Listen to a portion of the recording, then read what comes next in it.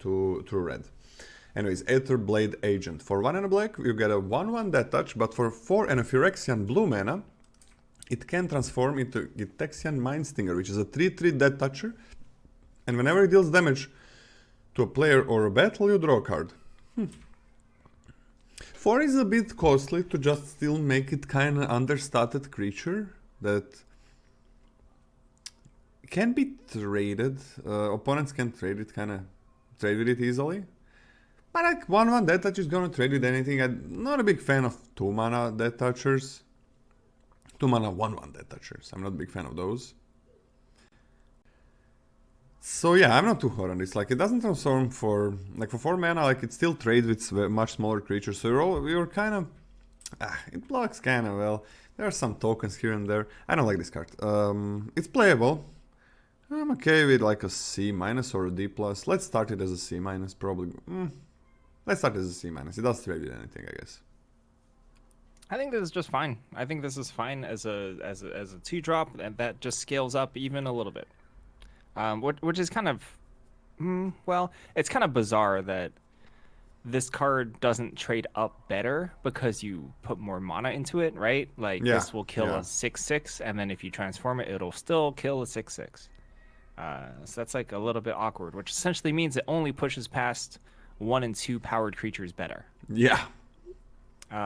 It is kind of nice upside, obviously, if your opponent is a little creature light, and then you can sort of like, I don't know, bounce stuff or kill stuff and then push through damage. That is nice. I think it's better than a C-. I'm between C and C+, but to be contrarian, I think I'll go with a C+. Okay. And this card's fine. I think it's so easy to get blocked. Bladed Battle Fan. For 1 and a black, we get a flash equipment. And when it enters the battlefield, attach it to target creature control, and it gets indestructible until end of turn. Equipped creature also gets +1/+0, and you can equip it for 1. That's nice. Hey, Freddy. That's really nice. Yep. That's good. Okay. I said a lot of good things about it, but I mean, I don't think it's broken. But it's really nice. Like, it's a trick where your creature survives, it kills a little bit bigger things. And I mean, +1/+0 you get later, like, it's really nice. Like, for 1 mana, it's so easy to move it around. I like these cards quite a lot. I'm gonna be on a C. I'm gonna be on a I don't know if it's maybe a C+. Where we guys at? We're on the second card. Okay. You just have 1 to grade, but let's grade this one first. I'm on a C for this one. C+ maybe? I'm on a C+. I really like this card. My turn? No, it's Scotty. Yeah, this is nice. This is a really nice trick. Cheap usually wins combat. I'm not like it's obviously would be super duper strong if it gave toughness post, which I think was a big part of the Streets of New Capenna card. Is the fact that it was an actual short sword. This is not an 3 mana and no indestructible is huge as well. Yeah, C+ is good for me. I like this card a lot. Yep. I think this is better than the one from Streets of New Capenna for sure. I don't think that's particularly close. I think this is more comparable to the like indestructible death touch tricks we generally see. I don't know if you guys talked about that, but it's kind of like the indestructible death touch tricks are generally okay to even good in some formats, but usually they are okay. Whatever. And this is like, it wins most combats, but it leaves back an equipment that gives +1/+0, which I think makes it a decent amount better. I'm on a C, I think, but it's between C and C+ for me. I think I'm on a C. So. What about the last card, NCA? 2 mana 1/1 death touch transforms into a 3/3 death touch that if it gets through, it draws a card. D+. What? D plus. Yeah.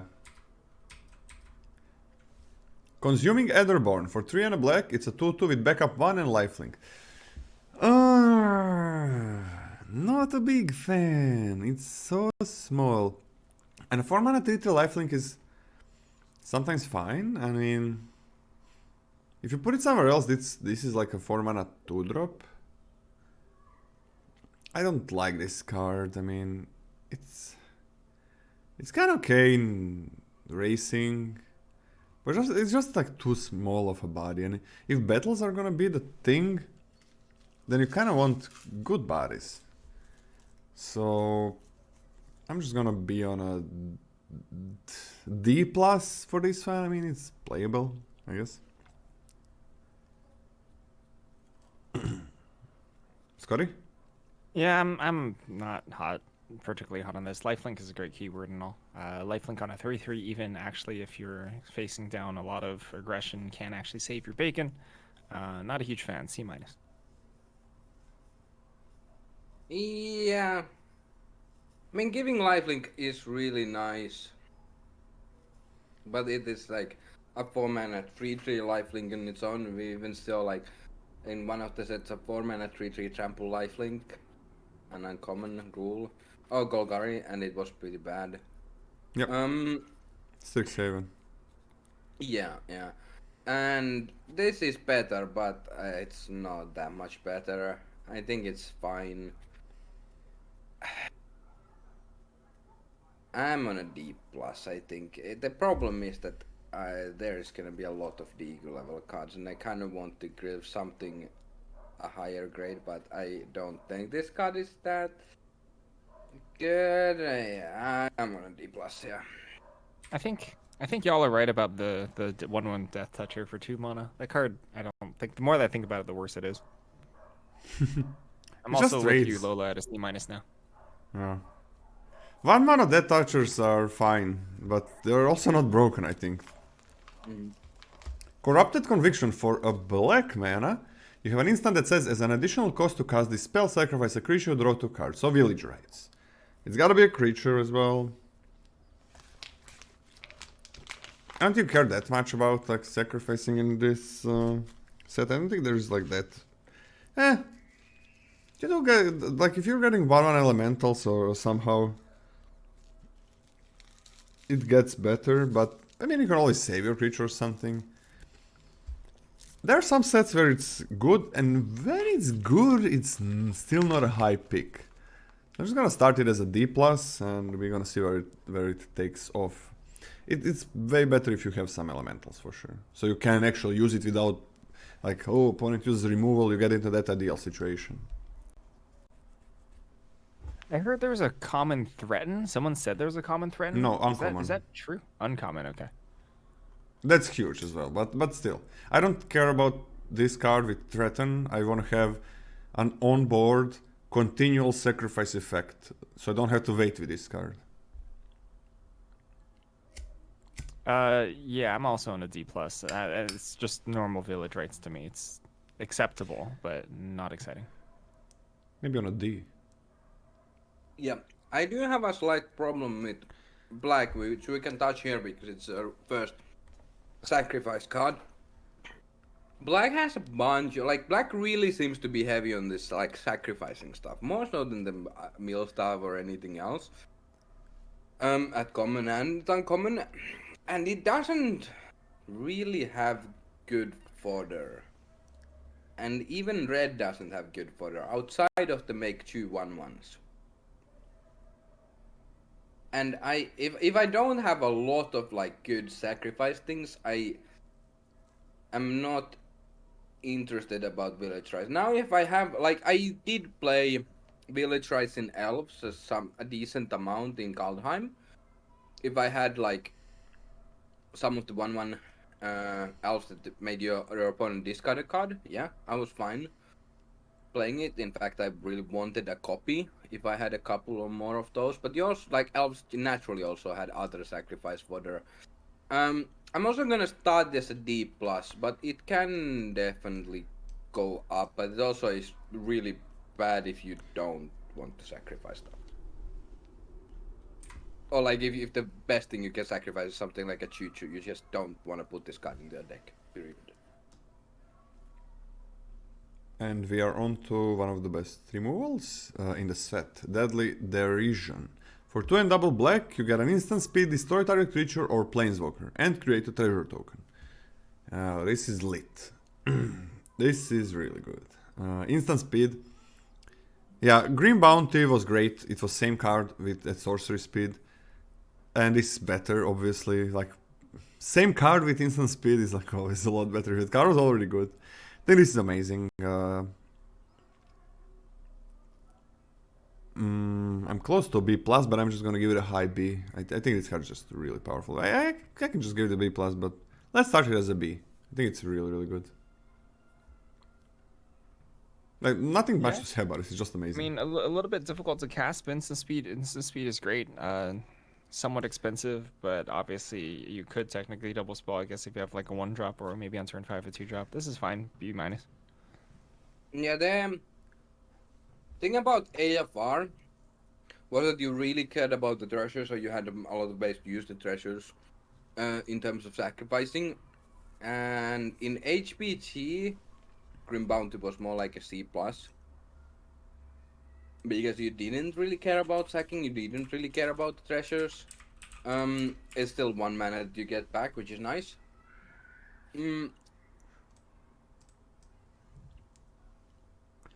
But this is instant. This is much better. And what I wanted to say is that most of the sacrifice outlets can also sack artifacts. Yeah.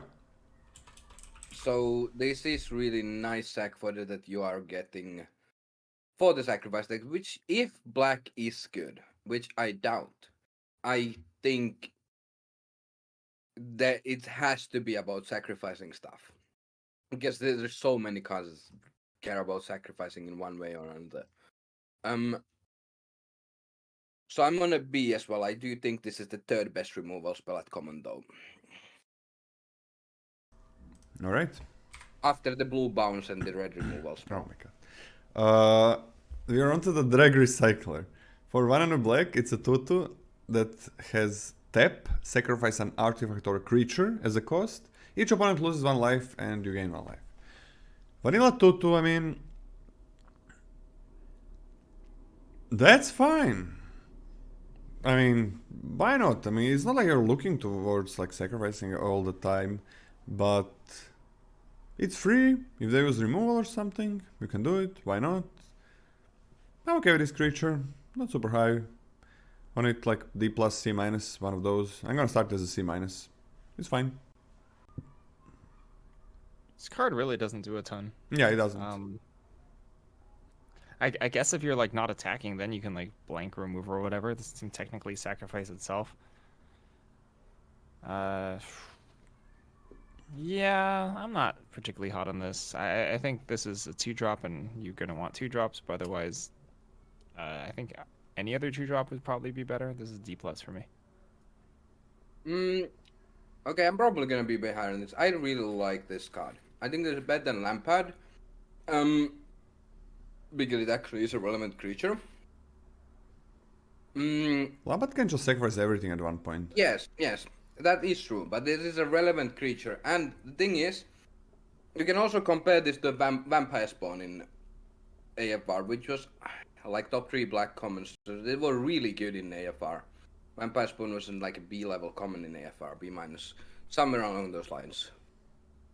You don't like a 2-mana choo-choo that drains when you sack something. You just like, even the fact that you can sack something at the instant speed and the removal spell, I think is gonna add up enough that it's gonna be a pretty premium 2-drop, and you want like basically every single one you can pick up. So I'm gonna give this a C+. No, interesting. I think this is like one of the only good black commons though. Etched Familiar for 2 and black. I'll go that C. It does have some diminishing returns. Yeah. Let's put it as C. Etched Familiar for 2 and a black. You get a 3/2 artifact creature that says, whenever it dies, each opponent loses 2 life and you gain 2 life. Okay, I'm fine with this. Like, we had, it's a dead effect, sure, but it's gonna trade off easily. I think this is fine. And usually I don't care about that effects, but this one I'm super okay with it. There is that, I don't know what set we had, M20 something I think. 3 mana black card that was 2-3 and did this ETB. But I kind of like 3 to stat line a lot more than 2-3. It's not a good stat line. I'm okay with this, that's fine. I'm on it. Lola, are you having trouble naming the card that NCAA just talked about? Oh, well, well, that was vampire. Oh, okay. My bad. Wait, that was AFR then? Yeah. Okay.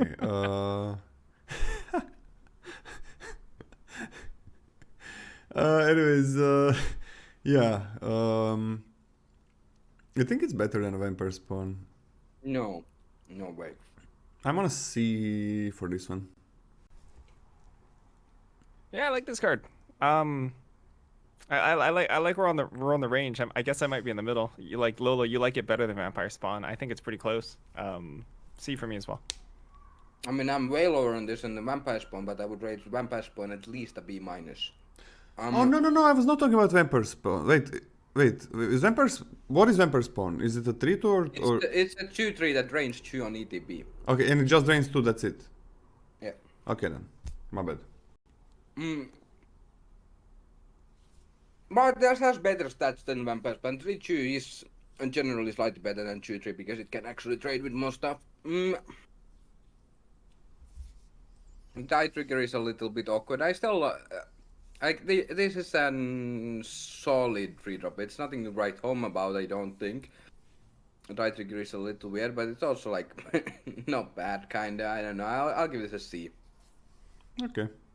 I mean, we can talk about the difference between, like, I don't think this is actually that important in terms of valuing this card. I don't think it's going to change anyone's ratings, but specifically the difference between dice triggers and enters the battlefield triggers, I think are pretty different in terms of when the effect actually impacts your plan and your gameplay, right? So like if you loot or if you draw cards, that's like a huge difference. Or if you get like a treasure token or something. But like in terms of life, like the only time that life really matters is when the game ends, right? Yeah, I do think there is like a smaller difference with this than like, so let's say something like draw a card on a die trigger. Yes, but it's still different. Because, yeah, because you can, when you trade, you don't really care that you are getting it later. It doesn't really matter as long as you are getting it. The problem is that it still has the die trigger problem of getting bounced, getting exiled, the whatever. It can, like, sure, a bunch of things can happen to it still.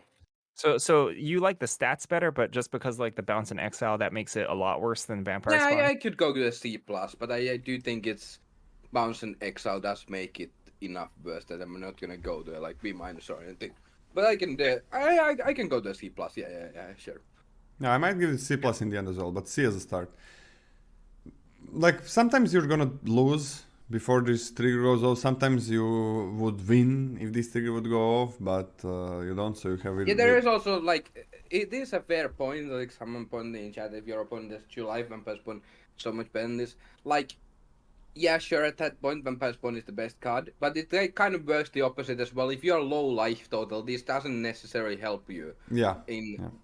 And Vampire Spawn would help you. Like there is still a difference between getting this on ETB and on die trigger if your opponent doesn't have bounce, exile, etc. But it's like not that big of a difference compared to like draw a card, for example, like we discussed before. Okay. Etched Host Doombringer. For 4 and a black, we got a 3/5 Phyrexian Demon that says when it enters the battlefield, choose 1. Target opponent loses 2 life and you gain 2 life, so drain 2. Or choose target battle. If an opponent protects it, remove 3 defense counters from it. Otherwise, put 3 defense counters on it. So you can like protect your battles without actually blocking with this thing, or you can get your opponent's battles down. And 3 is quite a lot. And usually for most battles, you just need to get 1 damage in. Sometimes rarely, I think more rarely 2. And this thing just clears the battle. So It's like a massive vampire spawn with some flexibility. I'm not against this 5-drop. I don't like the stat line. The 3-5 is kind of meh. You can just drain 2, so that's fine as well. It is a 5-drop, so I don't think this is a high pick, but I kind of like it. Like, and you get to clearing those battles without attacking and still getting a body. I'm fine with this. I'm actually gonna give it a C, which might be too high, but I kind of like this 5-drop. I'm good on the same boat. I like it. Like, if you think about it, it's like a haste, but that's unblockable for the first turn if you're threatening a battle. I guess vigilance. Okay, at this point, the comparison is falling apart, but yeah, this is not bad. I'm only gonna give it a C- because it's a 5-drop, but I like it. Yeah, I think it's gonna go down, but still. I'm with all on this actually. I like this quite a bit, and if a 5-drop ends up performing quite well, I don't mind having multiple copies of it, like 3. Even I've had up to 4 or 5, but that's like requires a specific deck. But yeah, I don't mind this, and the black battles for the most part I think are at least this. I guess the one of the black uncommon battles, or maybe both, are one of them I think is pretty good. Anyway, but yeah, I just like a 5-mana 3/5 that drains 2, or more that I don't hate it, and then it has some nice additional upside on top of it. Actually, I'll go with Scotty on a C-. It's still a 5. I can see it going down, but I am okay with this 5. Failed conversion. We get a 4 and a black enchantment aura that says enchant creature, and enchanted creature gets -4/-4. When it dies, you surveil 2. So it kills a lot of things, and you surveil 2. It's still 5 mana. That's quite a lot, and it doesn't really kill everything. But I'm okay with this removal. I'm fine having this as my top end removal. Surveil 2 is not nothing, for sure. It's an aura for what?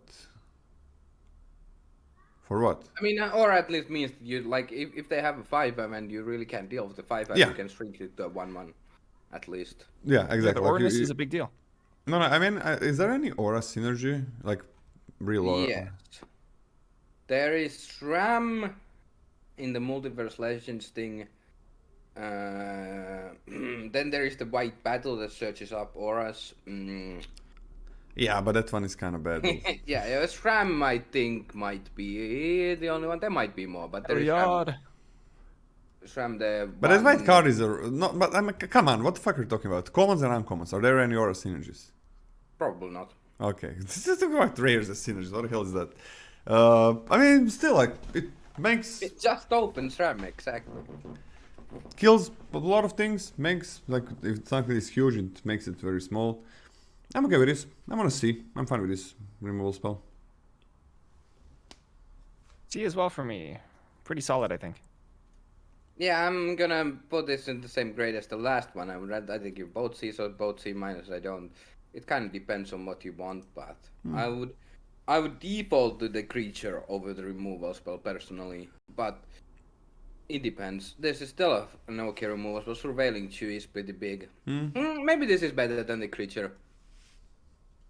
I don't know, because surveilling 2 is kind of nice. Like just some expensive removal spell that gets some value. Like Oath is a good example of how like Scry or Surveil, which is basically the same thing.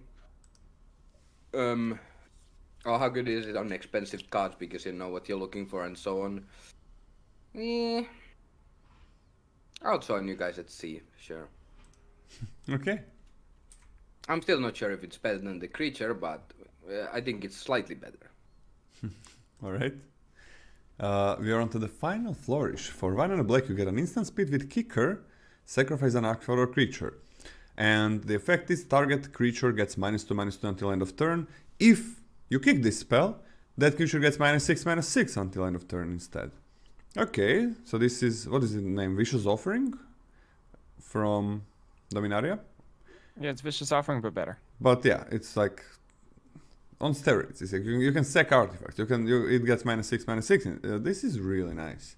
Like the worst thing about this, the worst case scenario, -2/-2 kills something, a 2-drop or a 3-drop, or you use it as a trick, and this is amazing. Like, this is really, really good. I'm still B or a B minus. I'm not sure, but you have, I think you're gonna have like decent amount of things that are fine just sacrificing, but you can always use it in response to opponent's removal, and it just works in battles as well. Sorry, in combat. I'm gonna be minus on this one. I really like it. Maybe it should be B. Not sure. Scotty? B minus for me. This is just really solid. I think it's a toss up, depending on, I guess, how your deck is turning out, whether or not you want this or the deadly derision or whatever. Just because this one's a lot more efficient. Yeah, I'm on a B minus as well, and I agree with Scott. It's kind of a toss up. I think deadly derision is a better magic card in a vacuum, but it kind of depends still. Like, sometimes you just need cheap interaction, not some unconditional removal spell. So I could see these cards kind of flipping. I don't think like both of them are gonna end up Bs, but I can definitely see them flipping around. Kind of the derision drops a little bit. But mainly why I gave this a little bit of a lower credit. Sunny does need some setup. You do need to sack something, and like 2 mana give something -2/-2 alone isn't exciting. It's like good early but bad late. But you have the upside, which is really nice on this, so B minus sounds good to me. Like Lethal Exploit in Neo, which was -2/-2, except in my amazing mono black decks, was okay. Yeah, it was okay. Next up, we got Fleeting Guerrilla. So what was your grade for that last one, Lola? B minus. Okay. Fortuna Black, you got a 2/2 flyer. But when he dies, each player mills 2 cards, then you may exile this guy. When you do, put target creature or battle card from your graveyard on top of your library. Alright, 2/2 flyer, not super exciting for me. It's gotta die. Like, you're kind of not trading your flyers most often, because they don't trade that well. Like, you're using them for evasion, unless maybe the death effect is really good. But a lot of times you're just using them for evasion. So it does get you like your best creature or battle from the graveyard to the battlefield. Sorry, Jesus Christ, that would be broken.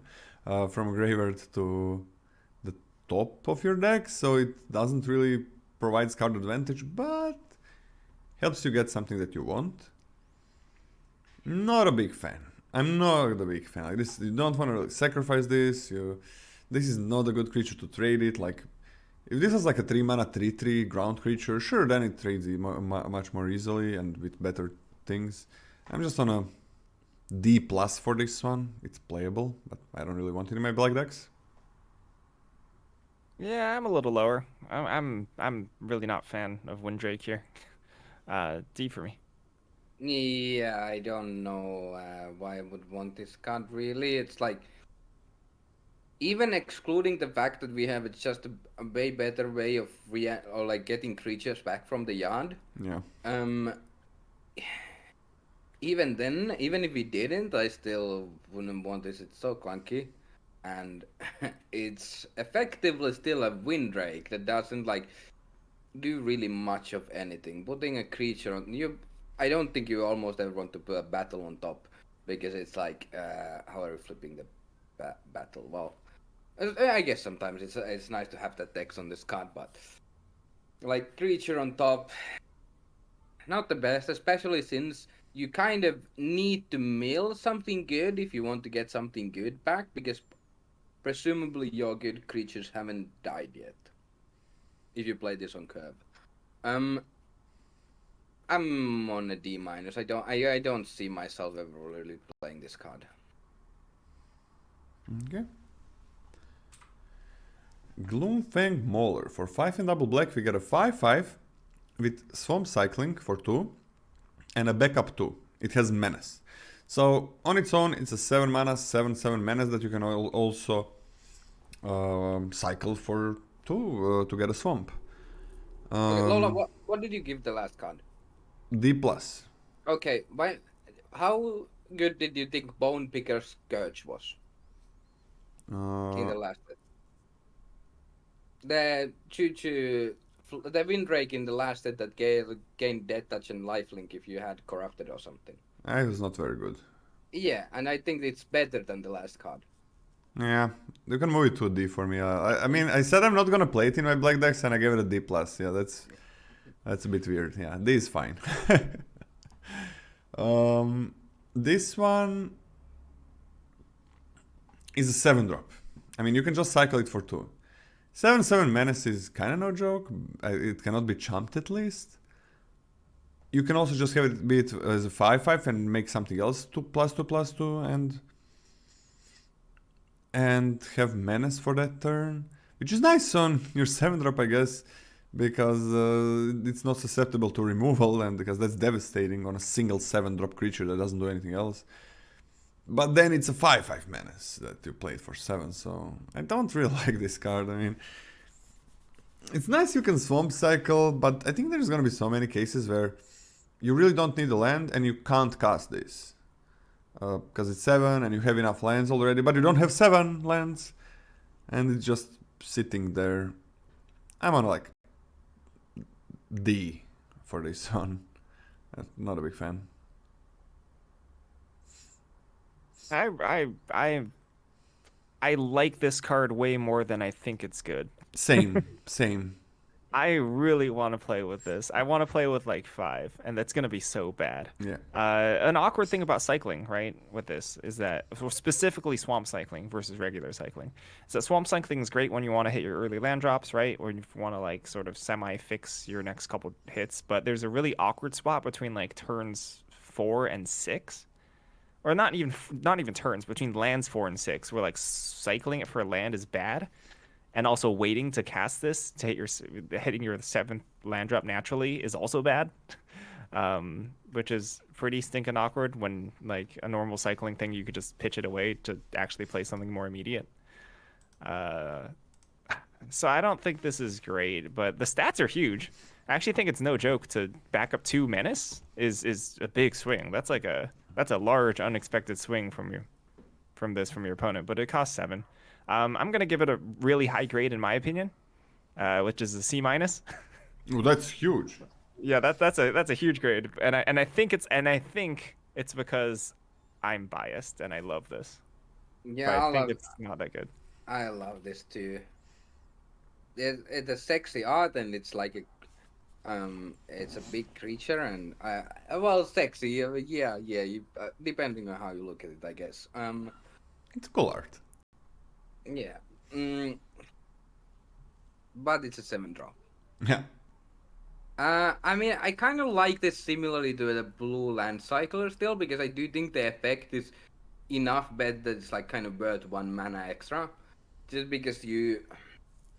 Like, it does at least stabilize you a little bit. It still does a pretty poor job at stabilizing you, but it can at least grow something else. When it comes down. I think it's like, I guess similar to the blue land cycler, I would say. I'm on a D+, but that might also be too high. But I think I will be fine running like 1 to 2 of these in my decks. The thing is, I kind of want my 7-drops to get me back in the game, not to help me attack. Yeah, me too, but it sounds like swamp cycling and 7-drop doesn't really mean that it's gonna be a good 7-drop. I guess. Next up, we have Ichor Drinker for a single black mana. It's a 1/1 lifelinker, and for black and an exile, and you exile it from the graveyard, you can incubate 2. Activate only a sorcery. So 1/1 lifelinker, when it dies, it's gonna be a 3 mana over 2 turns, I guess, if you want it. 2. I'm in for this one. Yeah, I'm okay with this one. I think this is a pretty good target for backup as well. This is a good sacrifice target, I think, if that's what you're into. Yeah, I'm into this one. Even just milling it or discarding it, looting it, something that feels really. Dude in the art is into it as well. I'm actually gonna. I don't think it's quite a C plus. Is this a C plus? Depending on the deck. I wanna give it a C. And I wanna give it a C plus, but Just give it a C plus then. I'm gonna give it a C plus. I think it's Yeah, good. I'm also gonna give it a C it's plus. really If that good. makes you feel any better. I think this ties together a lot of what Black wants to be doing, and so therefore I think you take it highly because you need your decks to function. C plus. Yeah, yeah. Lola brought up the points I was gonna bring up, and it's just like kind of ties everything in Black together, or like works with everything in Black very well. If you meld this, it's nice. It's a nice place to put some backup counters onto, which is a minor theme, but you know you have a second color and it's still a minor theme. Nice place to put counters onto, and mainly it's good sack fodder. It can also give you more sack fodder, though you don't really want to sack your incubate token anymore. And like the LifeLink is kind of really nice on this. You get in for, let's say, like 1 to 2 damage. It's nothing to scoff at that you're getting like a 3 or a 2 or a 4 point like life swing in total from this card. That's pretty good for a 1-drop, which has some additional upside later on. I personally have this as my second best Black common currently, so I'm gonna give this a B minus. Okay. Better than the removal. Yes, that's one where I'm leaning currently, but Okay. it's kind of a toss-up between those, I think. Interesting. Next up, Echo Shade for 2 and a black. It's a 2/3, and at the beginning of your end step, if an artifact or creature was put into a graveyard from the battlefield this turn, put a +1/+1 counter on this guy. Tokens go into graveyard for a very brief period, but they do. Your treasures are gonna go into graveyard. Your incubator tokens are gonna go into graveyard. So, just in case you're wondering, you do get things from that. Even so, oh, into a graveyard, not. It's just your end step, but into a graveyard. Look, I'm okay with this. I usually hate these cards. But this is a 3-drop. And you can just, if you manage to trade or something.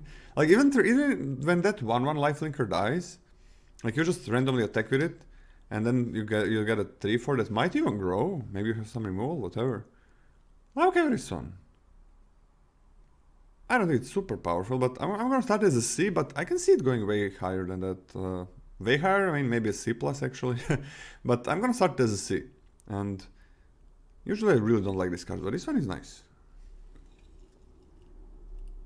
I think this suffers a little bit from the fact that I think your deck is just going to want etched familiars, even though this can grow. You know, if you just had a toss-up of picking between black common 3-drops. But yeah, this effect is fine. It's nice that you can just attack with your 2-drop, and then if they just trade it off and post-combat, this still grows. But I can see this pretty consistently getting counters. C for me. I'm happy with that 1/1 lifelinker just dying randomly. That seems fine. I always want to like these kind of cards, and they always suck. I never like them, but I want to like them, and I kind of have hope for them, and then they never are good.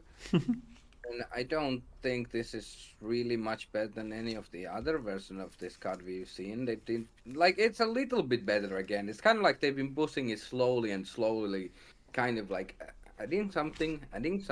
At some point, I guess it will be good. Maybe one day this will be a 3/3. Oh, that's really good. That would be the best black common. Yeah, but I mean, I wouldn't really mind even if this was a 3/3. I kind of would like to see it in some sets. Yeah, I'd be okay as well. You know, but Give it Menace or something. yeah, that's the level. Menace, Vigilance, something. I think the other 3-drop is just much better than this. It doesn't need any setup, and honestly, it's kind of better even if this gets like going a little bit. Wait, what other 3 drop? I'm the cat. Ah, Oh, okay, the 3-2, yeah. yeah. I'm on a D for this. I just don't believe in it. I want to believe, but I'm on a D for this. This is the I first time I sympathize think. with NCA's pain, and I'll go down to a C-. Yeah, I'm gonna stay on a C. And this is the first time I believe in this card. And I really hope I'm not wrong. Because every time it was dog shit. It's always been really bad. But I think this time it's gonna be fine. It's okay. Your emotional support group will be here for you when you get hurt again. Thank you very Yeah. much. Thank you very You much. can always come to us. This time it will be fine. Yeah. That's what I always say as I mean, well. Yeah. The thing is, I'm not like hoping for that card to be good because I really want that card to be good. It's just like we see it so much. It doesn't even have to be black, but that type of effect, and it's always really bad. Like we get a 4-mana 3/3 or something, and but at this time, Mirage Avenged for a black. It's an instant speed spell, and you destroy target creature that was dealt damage this turn. In Neon Dynasty Kamigawa. Neon Genesis. I always say it, but this time I stopped myself. Okay, can I ask you something? Where did you even get Neon Genesis? Like how? Neon Genesis Evangelion. Yeah. Oh yeah. True. Yeah, never mind. So,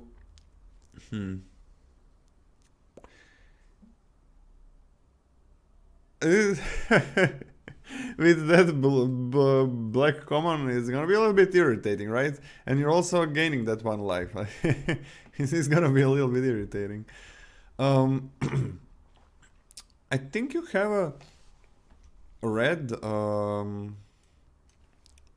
battle that just deals like for 3 mana. It's a fine battle, I think, and deals 1 damage to target creatures, so this works pretty well with it. I think you never take this before you have some cards that work well with it, and I think this was like at its best in Neon Dynasty Kamigawa, and I don't think it was good. I think that was like the format for it. Like you are probably not having like a Rakdos deck with 8 1-drops and 8 2-drops, or 10 1-drops and 8 2-drops creatures in this set. And in that set you had it. I played it sometimes, but it was usually because I didn't get many better cards, but it was alright. But I was always playing it. When do I take it? Oh, it's pick 12. Okay, maybe it is gonna make it in the deck, and sometimes it does. I don't know. I'm gonna start this as a D. I'm gonna give it a D+. But I think there is gonna be some archetype like where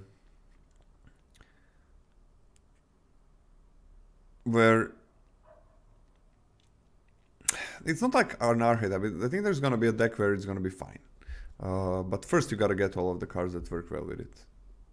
What do you think, Scotty? Alright, here's my hot take. I think this card's gonna be better than it was in Kamigawa.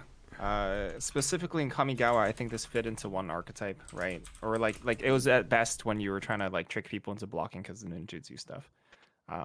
However, I think that combat here is incentivized by everybody, in terms of flunging their creatures at battles, etc. So I think that type of scenario where you want to block smaller creatures, like you can't just absorb damage like you can like if you had 20 life all the time, right? Because you're protecting battles. So like the one coming in, you're more incentivized to block it than I think ever before. So I think this card will be stronger than it was in Kamigawa. I also don't think that it's good stuff. I don't think it's good stuff. So I gave this a C-. C- for me. Yeah, this wasn't great, but I agree with all the points you made. It's like it didn't really have homes in its format. Like I think the only spot where I was happy playing a copy of this or something was if I had enough virus beetles, basically. And we do have a virus beetle in this set as well. And we have the 1/1 LifeLink. Like, I think this is gonna be okay. But you don't really want to overload on this effect. Like, one is fine. You don't. The second one starts getting a little bit awkward. And this is never gonna be that good. Like, it's not card advantage or anything. You trade the creature and then you trade this for something and you draw a card. What if half of your what if your 3-drops are only? Sure, you can try that strat out. I'll leave that to you. Let's pretend it's not way better with a 3-mana 2/2 flyer that makes a 1/1. I'm on D+ for this. I think you're gonna be happy running one in this set, maybe even in most black decks. But I still don't want the one copy in some decks, and then it does have really heavy diminishing returns. It's kind of like Village Rites, like similar-ish. Yeah. Nezumi Informant for 1 and a black, 1/1, and when it enters the What was the battlefield. grade NCA? D+. And when this guy enters the battlefield, each opponent discards a card. So I see this a lot. And it's fine. It's fine card. It's okay thing to sack, I guess. I mean, if you want to do that. I'm gonna start it as a C. These have kind of fallen off since like 5 years ago or something. I really like that. They've been good every time. What are you talking about? What do you say? They've been good every single time. Yeah, but they've been like in SNC. I didn't really care about that card. Did you draft black in SNC? A ton. My most played color is blue-black. Okay, in SNC it was worse than in Kaldheim and Guild of Ravnica. In Neon Dynasty it was like a B. But it was an artifact. Yeah, exactly. And in Kaldheim, I think it was the best black common personally. But black the was problem was so bad. Black was really bad, but it was great in elves. It was an elf though. An elf was the only good deck, only good black deck in the format. It was not very good in SNC. It was not very good. Yeah, I'm on the same page as you, Lola. Somewhat unexcited about it. I do think this will be. Could go up to C+. What? Could go up to C+, maybe. I'm gonna start at C as well. Yeah, I'm gonna go a little bit higher just because I think you're really starving for sack fodder again, in black. Like this and the Eager Drinker are by far the best things to sack. And that's only 2 commons. Then you have some in other colors as well, but I guess red only has 1 card, and I don't think red-black is necessarily the only black pair that cares about sacrificing stuff. I'm on a C+ for this. I can see it going higher though. I don't think it's gonna go lower personally at all, but I can see it. Like I can see it climbing to second best black common possibly, or something. The sacrifice power really comes from uncommons. Is a little bit of a problem. Like things when you start caring about sacrifice, you're kind of getting into uncommon territory. I don't really think so. I think all the black commons as well play in that space, or like most of the black commons. This Eco Drinker, the last card Avenged, which is kind of like you kind of have to sack a creature to kill a creature. Then we have the removal spell. We have Village Rites. We have the one that. It's only removal spell and Village Rites. Taps and drains 1, which is like good if you want to jump block, which is pretty common. I don't think you're looking for like this card for the 2/2. If these cards aren't what you're looking for, black is dog shit. Black is really bad if this isn't like your core what you're looking for. It's terrible. It doesn't do anything. Okay, but like, do you really need this when you have the 2-mana removal spell? Do you really want to play Village Rites So you can play. I don't mind them. If I have these and we could drink us in multiples, yes, I'm happy playing village rights. Okay. Your board advantage is kind of going. It's really suffering. Yeah, but I have a bunch of removal, and this does make the game smaller. Like it is kind of like making the game very small. Our opponent has few cards. You kind of kill their things. You accrue some card advantage somehow. Okay. Next up, Tenured Oilcaster. For 3 and a black, you get a 2/4 Menace. But when opponent has 8 or more cards in their graveyard, this becomes +3/+0, which means a 5/4 Menace. And when it attacks or blocks, each player mills a card. So this kind of helps itself, but the base of a card is really, really weak. Now 5/4 Menace is really good for 4, but the base, like the floor of this card and the time it probably takes to get there is long.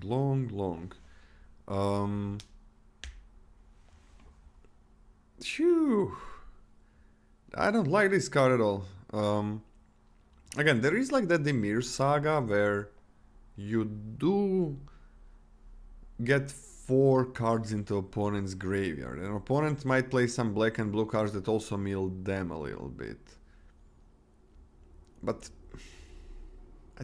2/4 Menace is so bad. I'm gonna start it as a D+, but it's gonna...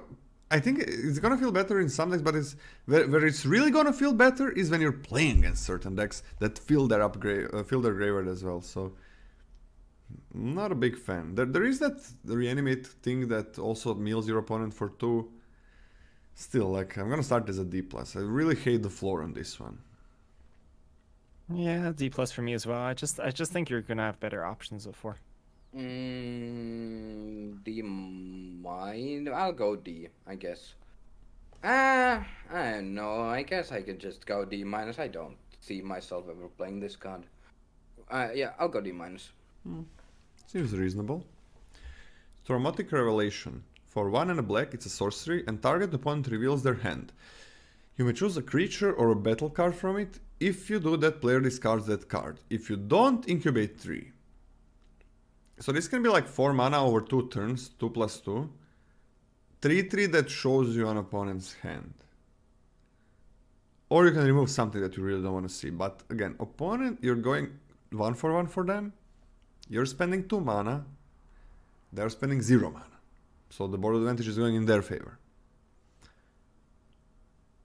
But this is like the best effect in limited that we had on these ones. Sometimes it's like put some counters on it. This actually is gonna make a creature at one point.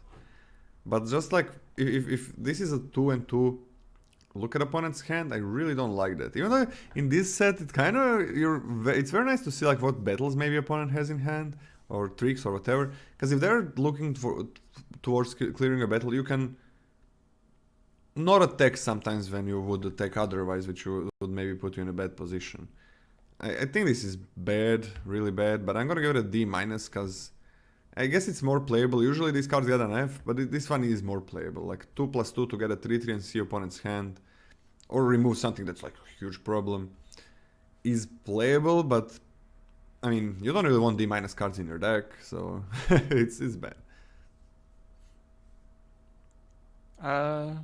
Yeah, this has a lot going for it. I don't think I have anything novel to add. But it's just very off rate. It's a D for me.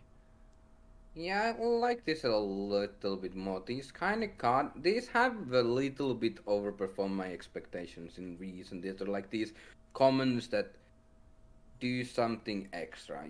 They haven't been like this, that they do like take a card or do something else. Usually they take a card and it's a little bit of extra.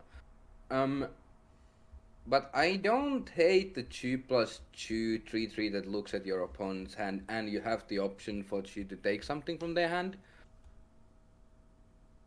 And I think it plays well with the small game Black is, and at least in my mind, trying to play, versus playing the discard cards, like sacking stuff, trading 1/1 removal, like just shrinking the board to a small and pretty small, and playing that kind of a small game.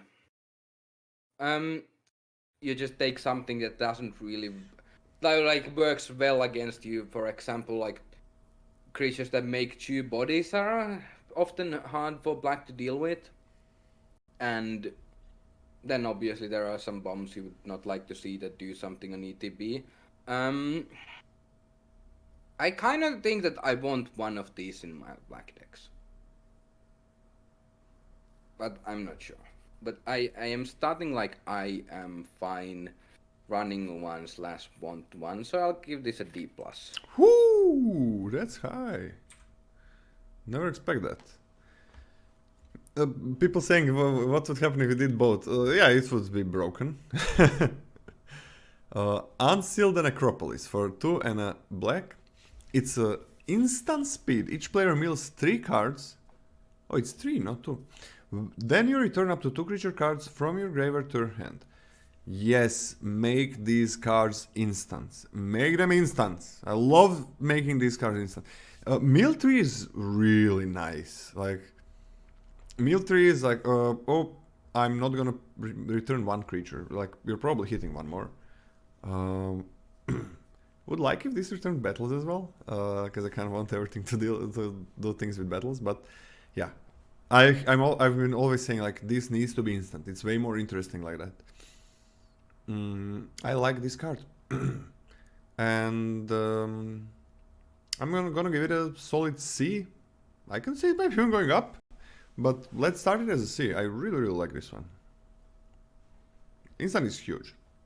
I have a tough. I mean, I think this card is reasonable. I have a tough time giving a card a C specifically that I kind of can't really see wanting more than 1 copy of in my deck, like 2 maximum, and I'm not super happy about that. I'm giving this a C-.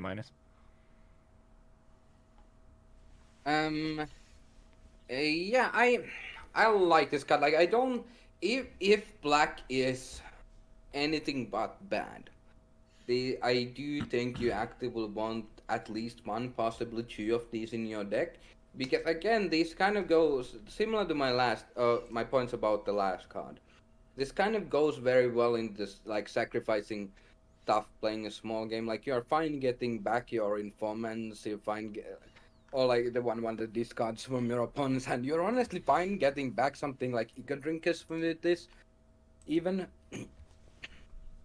But like just getting more material is nice. This also is relatively often you can just cast this with 1 creature in the graveyard, which is a nice upgrade from Soul Salvage type effects. And the only Soul Salvage that was actively really good was the one in DMU. But that did gain a couple life. But I think this is comparable to the DMU one, and it is mono black because it has other upsides going for it. I'm gonna go C+ for this, I think. I think it's also kind of comparable to the HBG one when it was upgraded. Even though HBG one is, I think, better, but this one is instant speed. Yeah, I don't remember what it did. You could it milled what 2 cards, I think, but you could maybe it was 3 as well. But it also you could also get a land back.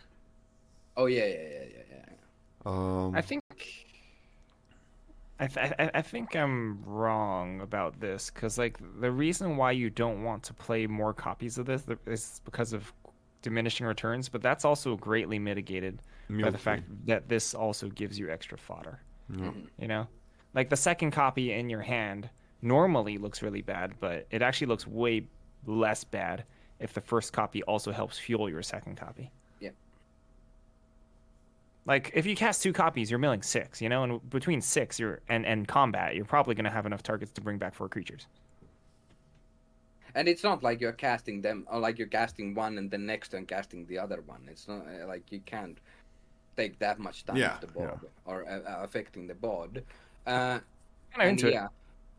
With 6 cards or even 3 cards, you're like relatively likely to hit 1 creature. I would still, with one of these, I would much prefer to still have the 2 in my graveyard. But it's like kind of nice that you can have, like, let's say something like Eco Drinker in your graveyard, which you don't really want to get back, but you have something like Eco Drinker and something else in your graveyard. You can just cast this, and hope to hit something, and it's like kind of fine if you get back the Eager Drinker. It's a one lifelinker that you can just replay. Like it still does something. It's a cheap thing you can replay, but this can also hit something better for you to get back. And you can keep up other things, which is pretty big for card advantage spells. What do you give it in the end, NCA? C+. Okay, next we have Vanquish the... I can see it going to C+, but anyways, Vanquish the Weak. For 2 and a black, it's an instant that says destroy target creature with power 3 or less. Vanquish the Weak is back! When did you see it last time? It was not Exile that we saw it last time, right? It was later. No, it was in Zendikar Rising, I wanna say. Maybe. Zendikar Rising, yep. Okay. Yeah, I always like this quite a lot. I'm on a C+ for this one. I like this card. Just really nice instant speed removal. Man, black has some nice removal. That always is kind of like, oh yeah, black has a nice removal. But black has kind of better removal in this set than the usual. I really like Yeah, nice. What? Sorry, go ahead. No, you say. Oh yeah, I mean, yeah, Vanquish the Weak is back. Woo. I've never liked Vanquish the Weak. I always thought it was bad. No. I've always thought it was inefficient, and when you want to answer certain things. So like, removal falls into a couple camps, right? Ones that keep you alive, specifically so you don't get run over necessarily, and ones that answer threats that your creatures can't answer by trading. And this kind of does neither well, so I've never liked Vanquish the Weak at all. I'm being hyperbolic with my words because I'm going to give this a C. Yeah. This does have very heavy diminishing return. Normally, like cheap removal spells even don't, but this is like you can't actually do anything else but kill creatures with power 3 or less with this. Like you can't even finish off a creature or anything else, and it is kind of inefficient. It's kind of like more you have to answer something relatively small, and you can get something good that's relatively small in each game, but multiples that's getting tough.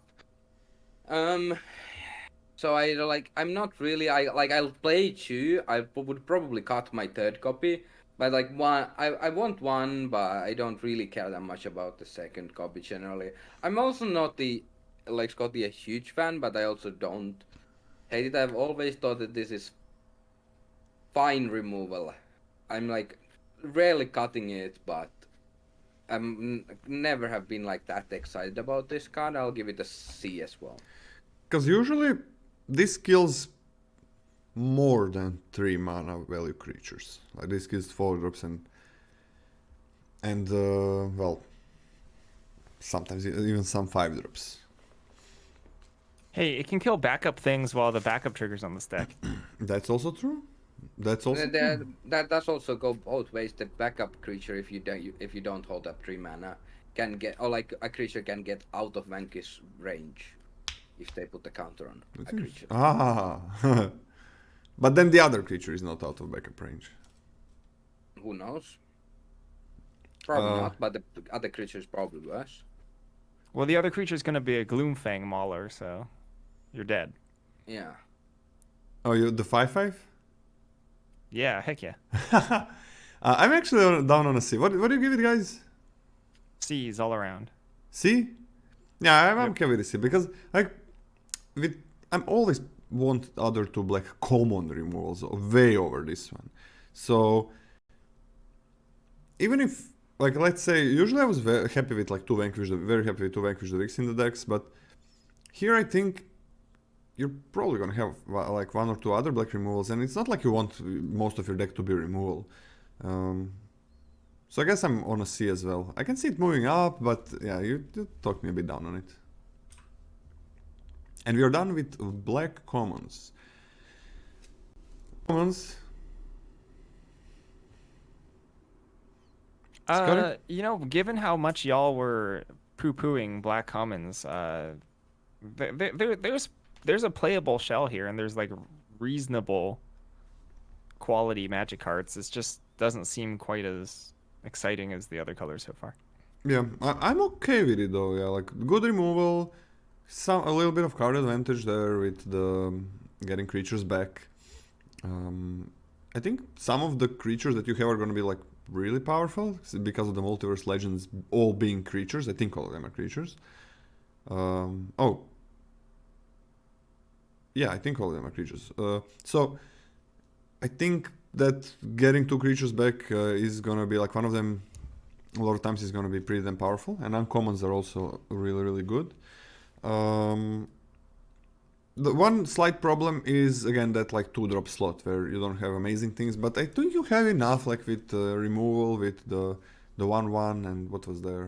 Something else. I know there was some other. Was there another 2-drop that we liked in black? Not really, huh? I was actually familiar being a 3-drop. Yeah, like the black doesn't have the best 2-drop. That's the big point. I'm still fine with black. Like I'm completely fine with black. Nancy, do you hate it that much still? No, I kind of came up on it the more Hmm. I look at it in the set review and I thought about black. The thing is, if playing that kind of a small game that I think black wants to play, like you're trading 1-for-1 removal with their stuff, you're sacrificing your stuff to get maybe some kind of card advantage, and then you are using some discard cards to get rid of some of their cards. If that kind of a strategy isn't solid, at least, I do fear that black is gonna be really bad. Like I think black is now solid, but if something in black doesn't work out, why does I think it will? I fear that it's gonna be quite bad. That said, I like it fine. I Yeah. like it less than blue and white, but I like it fine. Same, like it less, but it's okay. It's okay. Yeah, looks better to me now than We didn't get into it. I was gonna yours. say it like, for me, red and green, for the maybe first time, like, look, it's not like I like red and green colors, but look most interesting because there is like that thing attacking the battles that they have, and I really wanna Yeah. test how that's gonna play out. Like that's a new thing. You're not attacking the opponent, not because anything your opponent played, because you played something. That is a very, very new thing. Yeah. Like before this review of black, I kind of thought black looked like the worst color, and it wasn't that close. I'm not sure if I still think that it's like over the worst color. Like I think it still might be the worst color, Yeah. but I think it could be solid. But I don't really still see, if you're not like, you have to somehow care about doing sack stuff, or I don't see what black is doing. It's not really giving you anything. Like I think other colors just do everything else better. The only thing it gives is good removal, but like other colors also have good removal, so I don't think that's like hugely important. Okay. Onto the black uncommons. Question: Yes. do you want me to read the, or sorry, do you want me to read the rares again, NCA, or what? I can read the rest. Okay. Okay. I think Scott is completely. Scott, you don't care, right? I don't care. So NCA, you can read the uncommons if that's what you prefer. Okay, sure. Blight Reaper Talid. 1 and a black for a choo-choo. Fungus. For 3 and a Phyrexian green, you can transform it. It transforms into a Phyrexian Fungus. It's a 3/3 now. And whenever this creature transforms into Talid or dies, create a 1/1 green Phyrexian Saproling creature token. Ooh, this is really nice. Probably the best. I want to say that this is better than the blue chew drop flyer. Probably the best transformed creature we've seen so far, mainly because the transforming is relatively cheap and it actually like gives you some board presence. Like you're not, with everything else, you're kind of unhappy transforming them until you don't really have that much else to do. With this, it's like kind of like I play this on 2. I'm totally happy transforming this on 3.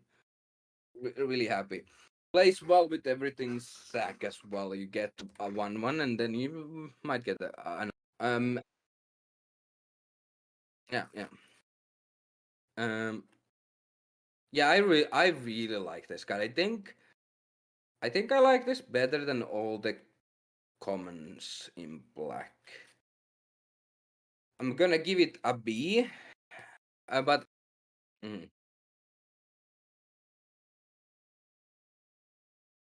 So NCA, you're on a B plus.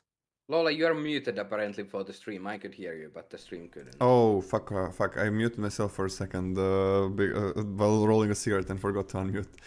Anyways, what I said is I'm on a B, solid B. I don't think I'm between B minus and a B, just really, probably the best transform card that we saw so far out of the cycle. So yeah, you don't even NCA, mind. were you on a B plus? B. You don't even mind this being removed, like that's... after it transforms, so that's fine. Yeah, B for me as well. Collective Nightmare. 2 and a black for an instant. Target creature gets -3/-3 until end of turn, and is convoke. Come on. So this is like kind of Vanquish the Weak on steroids. On It's steroids for Vanquish the- sure. It's Vanquish the Weak, but it has convoke. It has other applications that Vanquish the Weak doesn't though. Yeah, but it also can't kill like a 3/4 or Yeah, 3/5. 2/4 or wait, it can't kill a 4/3. No, it can't kill a 3/4. Yeah, it can kill a 4/3. Vanquish the Weak can't. But there are like generally they're like have higher toughness more so than higher power, at least in this set from what I've seen. Anyway, if this didn't have convoke, I would think it's like slightly better than Vanquish the Weak, not considerably so, but slightly. It has convoke though, which makes this card borderline busted. It's extremely efficient removal spell. It's not that unlikely that you're just casting this for 0 and you're like, you got your opponent's turn and you hold up 1 mana. Maybe you couldn't do something with 1 mana. Okay, you have 2 creatures, you can cast this. If black is good, this card could be an A minus, just because it's so efficient, I think. But I'm gonna start it as a B+.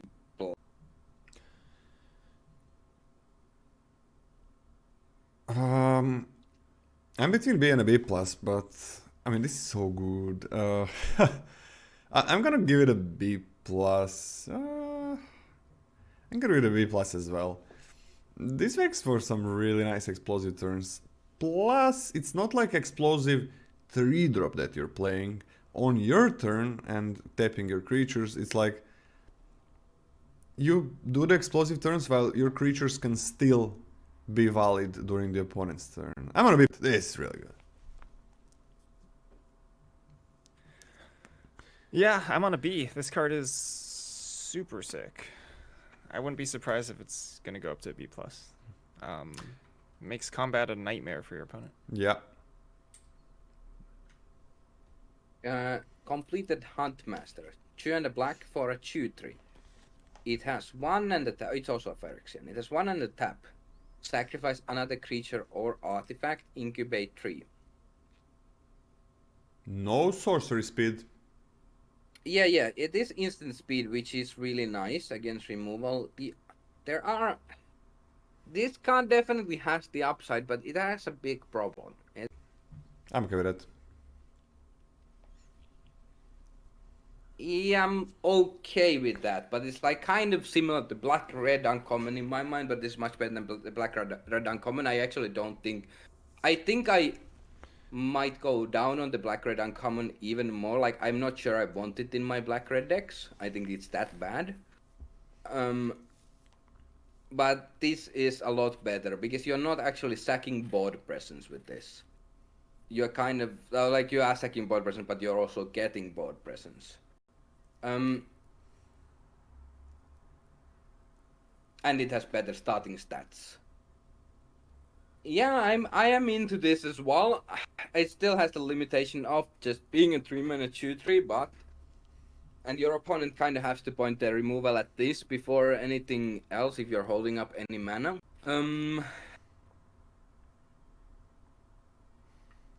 If this was just like a 3/3, I would really love this card. That would be too much, I think.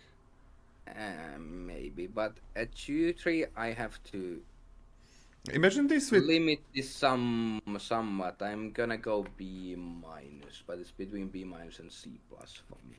For me, it's between a B- and a B, but I'm on a B- as well. Imagine this with black removal that makes treasure.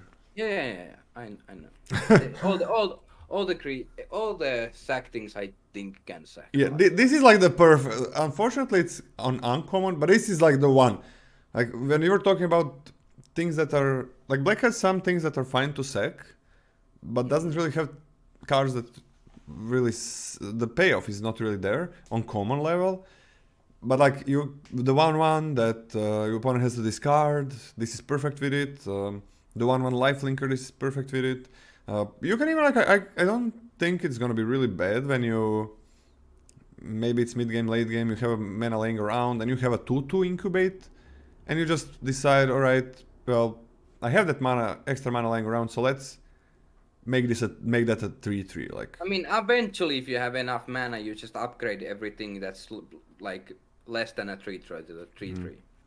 and there is also like what we all agreed on, a good black artifact flash equipment / trick, which is I'm happy not having that be a +1/+0, but making that a 3/3 for 3 mana though. But I'm very happy with that as well. I'm on a B man. I'm so close to a B, man. I kind of want to give this a B.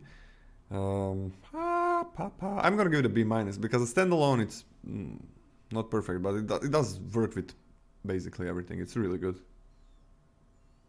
Yeah, I'll go for B-. I think it would be a B for me if it could sack itself.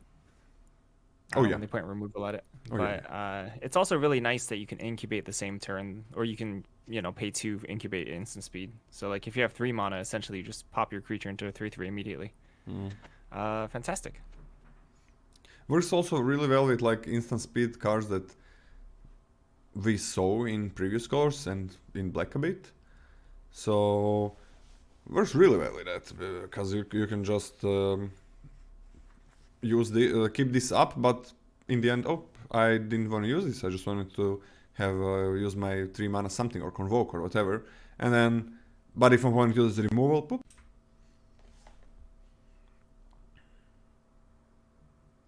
Next one. Yeah, Gift of Completion. 1 black for an enchantment. When it enters the battlefield, incubate 3. And whenever a Phyrexian you control dies, surveil 1. Okay, now it's a 2/2 for a 3/3. And then your Phyrexians get the surveil 1 text. I mean, black does have a solid amount of incubate tokens at least. I don't remember what of the commons are Phyrexians. Yeah, a lot of them are Phyrexians, yeah. Yeah, I thought so. I thought black had like a decent amount of Phyrexians as well. All of them that we like, I think are Phyrexians. Yeah, adding surveil 1 to your creatures when they die is nice, very nice.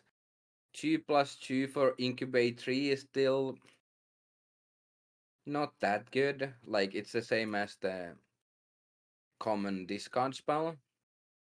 But yeah, the surveil 1 is nice. And especially nice with sack things and so on. I'm on a C or a C+ for this. I think it's still like a little bit clunky on the front, but it does like accrue some value over time, and it's not that I'm on C+, I think. Huh. I mean,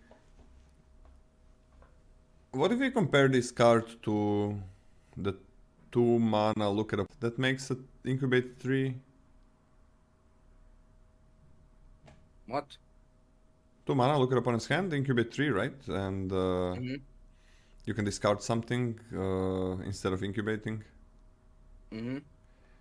Like, this is that card, but it actually does something. It actually does something. I mean, but looking at opponent's hand is not nothing, and if you I'll go down to a C. I still think the accruing value over time is quite nice though on this card. This can do something right away without, because a lot of your things are gonna be Phyrexians, but I don't think it's really worth it. I'm gonna go on a C- as a base, maybe even lower, maybe on a D+. I'm gonna start as a. I don't like this card, man. I'm gonna go on a D+. It's D+ for Death Trigger and a very weak creature for this amount of mana, and not really ever being real card advantage. It's still nice to surveil, but everything needs to die. I don't like this in any point of the game, really. Doesn't really go fast, is not very good for slow decks, I think. Doesn't go well with clearing battles, doesn't go well with defending battles. I don't think this card is any good. D+ is like hope. I hope it is a D+. So we're gonna see. It's gonna be very interesting if it's better, but D+ for me. Okay, I'm a little bit more on NCAA side. Like I don't think the Hill Giant with incrementing effects throughout the entire game is that bad. At least the body will probably trade with something, and I think that death triggers through normal combat will just add up and will actually sort of pay for itself. You know, it's not actually a 4 mana Hill Giant, right? We can obviously split it up between a couple turns whenever it's convenient or right for you. This is a C for me. All right. This card is gonna be irritating, man. In best of 3. NCA? Yeah. Sorry. I was writing stuff. Glistening Deluge. 1 black for a sorcery. All creatures get -1/-1 until end of turn. Creatures that are green and or white get an additional -2/-2 until end of turn. Can I talk a little bit how I absolutely loathe this kind of cards? I hate it. I hate these cards so much. First of all, okay, I was gonna say first of all it's not main deckable. I hate this even more if they are main deckable actually. Yes. But even if they are not main deckable, I still hate it. It's still so boring in best of 3. What are you gonna do? Oh, I'm playing against green white. I guess I'll side in my green white to hate card against my opponent. Like, it just doesn't add anything to a limited environment, and then it's just like it feels bad when you get caught. Yeah, I hate this card. Don't put this card in the main deck. It's an amazing sideboard card, and I hate it. Yeah, this one. So I'm not a big fan of these do something to green, white, blah blah blah creatures. Let's forget about the text on this card. Any card like this, it's so simple, right? Because usually they are undercosted if the opponent is in that type of deck, and they are like really good valuers. They're really good against certain type of colors. So when you go into sideboard, the most interesting thing for me is to choose which cards I want to play. This one, it's so straightforward, these cards. It's like, hey, you see blue, you take blue. It's too simple to put those things in. And you just take them, always you take them for the sideboard. Now, this one, I don't, it's not like I hate those type of cards, I don't like them. But this one, I hate.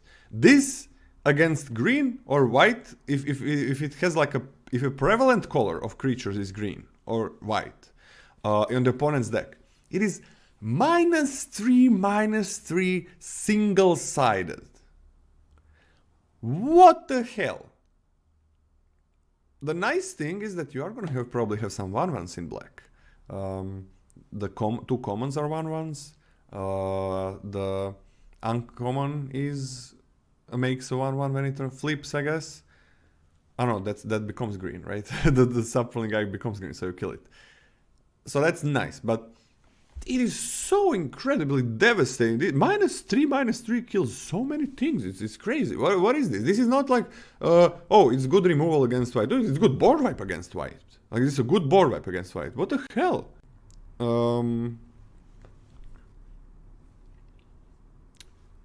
Phyrexian tokens are colorless, so that's nice, right?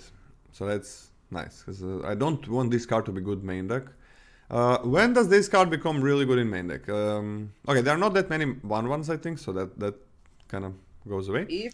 If white ends up being really good, yes, this is main deck material, I think. Exactly, that's exactly what I wanted to say.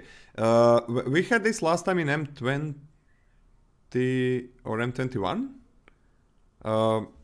and there was one removal spell I think it targeted white or black or something like that. I'm not sure. I think it was white-black. I kind of forgot. And it was very main deckable. Because usually 40% of the decks are gonna be either white or black, right? No, more than that. Is Like that 60? It's gonna be... 60%. Wait one second. It's gonna be... There's a... it's gonna be like 70% should be the amount, right? The 70% should be. Yeah, Yeah. 70%. It should be 70%. Yeah, 70% you'll It pay should be against the green or 70%. white deck. Sorry, 40% is for one color. But it was like 85%. And then you were like, sure, that's gonna be fine. I'm gonna be running that good removal. Now, if green and white is gonna be very prevalent, this is devastating. This is not a good removal spell. This just removes so much. So I'm actually gonna give it a D- as a start, just because I think that could be the case that white is gonna be prevalent. And yeah, and this is like kind of also good against all the white things, less so against the green things, I think, which is nice. Like, I don't think this is necessarily that backbreaking against green, and especially since you have creatures of other colors. But I also think green kind of plays better against this effect than white does. Crazy good sideboard card. Like, yes, give it double X in sideboard. It's like the other ones are fine, but this one is broken in sideboard. I'm gonna say, because I forgot to give my grade, I'm gonna say I'm gonna give it a D. Actually, main deck, I hate to say it, but I think this is an okay main deck card in specific black decks. And from the sideboard, in a good amount of matchups, it's gonna be the best card in your deck. Yes, which I hate. Which is, yeah, I hate it as well. I hate that as well. Okay, I'm taking this over a lot of middling cards, sadly. Doesn't necessarily mean I'm gonna jam into the main deck, but if I have a deck that is sort of vulnerable to like quick white aggressive starts and this patches up a hole, I'll be happy to main deck this, and I'm taking this at a C+. What? It's over C level commons.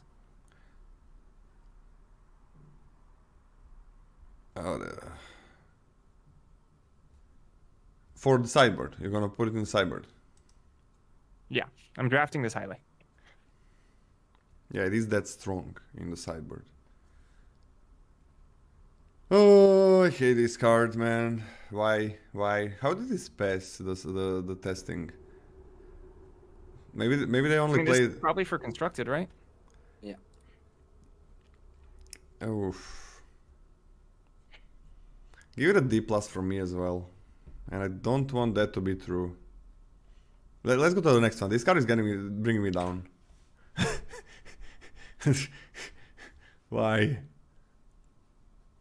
Yeah, I just hate the color hosting cards, and I don't know. These are like, I don't even mind that much getting got in best of one by them actually, and as the same thing as I don't really care at all about how many bombs are in a set. Personally, it doesn't affect me. Same. But the problem is that I think it's just horrible limited design. Like, I think these cards are just like, I think they bring nothing to limited, like the color hosting cards. I think they're just horrible limited design. I wish they would print them at rare.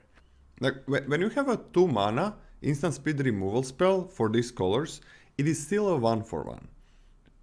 This one is completely, the last one was completely different. It's like, so many creatures on their board die. And, whew, a good thing it's uncommon, guys. It's uncommon, alright, it's uncommon. Next one? Yeah. Invasion of Eldraine. Oh, fuck, I have to click this. Oh, no, never mind. I guess I can tilt my head. Tilt the head. It has 4 defense, and when it enters the battlefield, target opponent discards 2 cards. Okay, for mana mind rot. And it flips into a choo-choo flyer.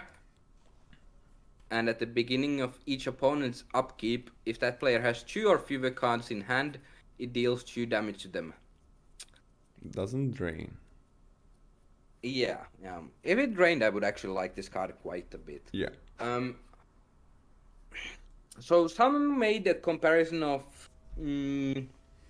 Midnight Reaver. There was one in War of the Spark that like made your with adventure that made your opponent discard you, which You mean was Eldraine? okay. Yes, in Eldraine. Yeah, yeah. That's what I meant. Which made your opponent discard you, and it was okay. The card was fine. This is like kind of a lot of value for 4 mana. I actually wouldn't hate Mind Rot in this format. I'm not gonna lie. I wouldn't hate Mind Rot. I don't want to pay 4 mana for my Mind Rots though. What about this set makes you like Mind Rot? Yeah, I think Black wants to play this like small game of trying to like just trade 1-for-1 removal with their creatures, play small things. And then you got to get the card advantage somehow. I think Black is decent at keeping up on the board, but it just doesn't. It's kind of suffers against 2-for-1s and 2-for-1s and then creatures that make multiple bodies, which are like kind of 2-for-1s as well, I guess. But I mainly think it's just like much better at playing a small game than a big game. I think Black just doesn't want the board to get big, basically. And I think Mind Rot kind of does a good job of making the game smaller. I still don't think it would be excellent, like the Soul Salvage is better, so maybe I just wouldn't like it anyway, actually. I think you would not like it anyway. yeah, that might be true, but in theory I kind of like it. Caligo was good in... no, Caligo was bad in Dom. Everyone just was high as fuck for some reason. Love it. Loved it. Yeah, I don't like this. Yeah, this was 3 mana, sure. Oh. If it drained the backside, sure. Yeah. But they're kind of like... It's really bad for affecting the board, and you're also getting a creature that doesn't help you at like defending at all. Yeah. And I don't think Black needs help winning the late game. Like it's already sacrifice stuff is generally pretty good at grinding already. Where are you getting this sacrifice stuff? There was like 5 comments I pointed to you earlier. No, there was like 2 commons. Village Like Rights and what was the other one? Village Rights, then the one that drains 1, and then the... That's winning the late game. That's grinding the late game. That's Yes. That's 2/2, that's sacrifice? Soul Salvage. That's not sacrifice. Yeah, but it kind of plays well with the sacrifice stuff. Why? Because if you sacrifice something, you can get it back from the graveyard. That's what you're doing? Yes, actually yes. I think that's what Black is doing. If not, it's dog shit. I don't see the advantage that you're getting. I mean, I kind of like the idea of getting your 1/1s that make your opponent discard cards is like kind of a good idea. Whether it's gonna work or not, that's a different story. But it was like kind of good in a decent idea in Kaldheim and in some Neo decks. I don't know. That was like last resort, I think. No, you know how high my mono black win rate in Neo was? It was the highest out of any color pair. Yeah, It but was higher than mono red, but how much did you really play it? like 5 times. Exactly. It's a surprisingly high amount, though. To be fair, It is pretty high. I played Yeah, a that's surprising lot of mono black in Neo. That's actually pretty high. I did 1 draft. Oh, wait, Black. Mono Black in Neo? Yeah. Oh, I had Mono. I had Mono Black in Neo. Wait, didn't you say Kaldheim? In Kaldheim I drafted mono black once. Don't recommend. It was dog shit. Oh yeah, okay. I thought it was Kaldheim. Like I'm fine with Mono Black in Neo. Yeah. Yeah. But it kind of did the same thing. It kind of wanted to make your opponent just discard cards straight 1-for-1 with removal and with creatures and stuff, and then maybe just like use like a recursion spell or something, you get stuff back. If the 1/1 that discards is good, this gets worse. Yeah, I would say so. Especially since we have a recursion spell at common that's good. If it didn't, I don't think this gets meaningfully worse because it kind of at the same time works well with it. Because the more you have of this card, the kind of better it gets. Because your opponent, like if you have a singular discard card, it's kind of, it doesn't hurt your opponent really much. But then Because there is your opponent also has a lot of choices. there's also really really bad fail case if you have too many. Yeah. Really. Yeah, there is. So what's your grade? D. I'm on a D as well. I mean, the front side doesn't help you with. It has a mind rot problems as always. Like late game, it's not gonna do much, and you kind of want to play it early, but you also don't want to play it early because you're paying a lot of mana to do nothing on the board, while opponent is sure discarding some cards but not paying any mana for them. The backside, once you decide, okay, I can kill this battle. This is not gonna be good on the defense at all, and it's not very good on the offense. I mean, the creature is fine when you look at it. You have to work for too much. The front side, I think, is pretty bad, and it really doesn't help you. You didn't attack their face, but then you kind of want to deal damage to their face with this. I don't think it snowballs you enough. Like, when you get a saga, a battle, and you get a creature that's, like, reasonably started, flying, non-flying, whatever, then you have an extra creature on the defense. This one trades with everything. So you have nothing on the defense. So yeah, I'm on a D as well. I'm on a D minus, man. I'm on a D minus for this one. Okay, I'm also on a D for pickle fairies, but turn the P upside down. It's pickle fairies. Okay, next saga. Yeah, in Saga Battle, Invasion of Ulgrotha, 4 and a black for a 5 defense battle. When it enters the battlefield, it deals 3 damage to any other target, and you gain 3 life. I mean, oh yeah, and it transforms into a 3/3 flyer. And whenever a creature an opponent controls dies, put a +1/+1 counter on Grandmother Ravi Sengir, and you gain 1 life. The front side is like a very medium removal spell, let's put it that way. It is better, or like kind of comparable actually to the common 5 mana removal spell, I think, because Draining Tree is really nice. You can also hit battles with this, you can also hit face with this. But 5 defense is a lot again, and I don't know how good black is exactly at dealing with battles. Doesn't look that good to me. And I don't want to play this alone. Like, it's like a D or a D plus, something like that, maybe even lower. It's a lightning helix that costs 5 mana. Yeah.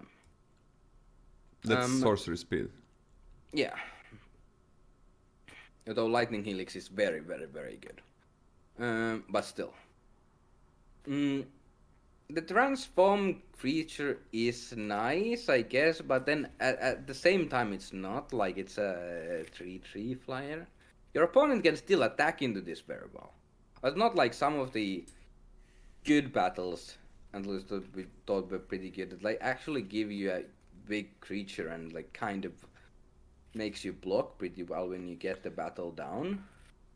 This doesn't block well. It also doesn't really do anything to the front. Okay, the more I talk about this card, the less excited I am about it. I'm gonna give it a D+. I'm gonna talk it up a bit. So, okay, this helps you clear it, because it can clear a blocker. This also, even though the backside is not like a really nice blocker after you do make that attack, you did gain 3 life. So you're kind of fine with your opponent hitting you a bit. And the creature is decent as well. So I'm okay with this one. Like that gain life I think is huge for clearing this battle, and removal of course. It does cost a bit too much. Can it hit itself? It says other target. Other target. That would be pretty cool. Yeah, that's a good question. So C plus for this one. Gee, that's Not what I expected. That's like pretty high, given the I'm words still that on you a said. D plus. I believe. I believe. This card's like fine, but it's clunky. Like if I put it in my deck, it's not the end of the world, but it feels like a C- to me. It has a really satisfying snowball feel to it.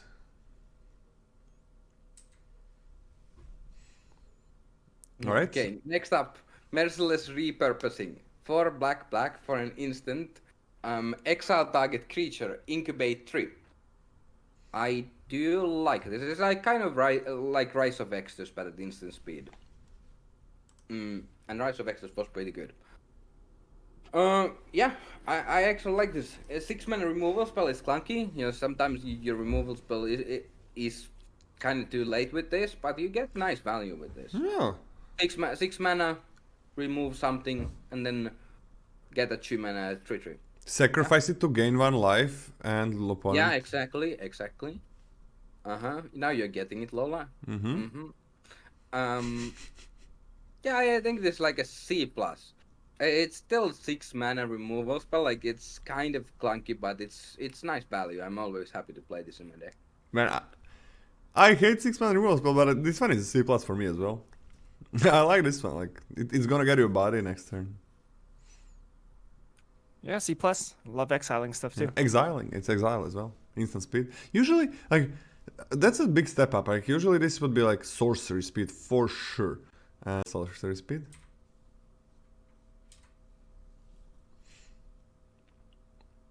Next up, NCA. Yes, Nesumi Freewheeler, 3 and a black for a 3/3 menace. When it enters the battlefield, each player mills 3 cards, and then you can pay 5 and a Phyrexian white to transform it into a hideous flesh wheeler. Now it's a Phyrexian.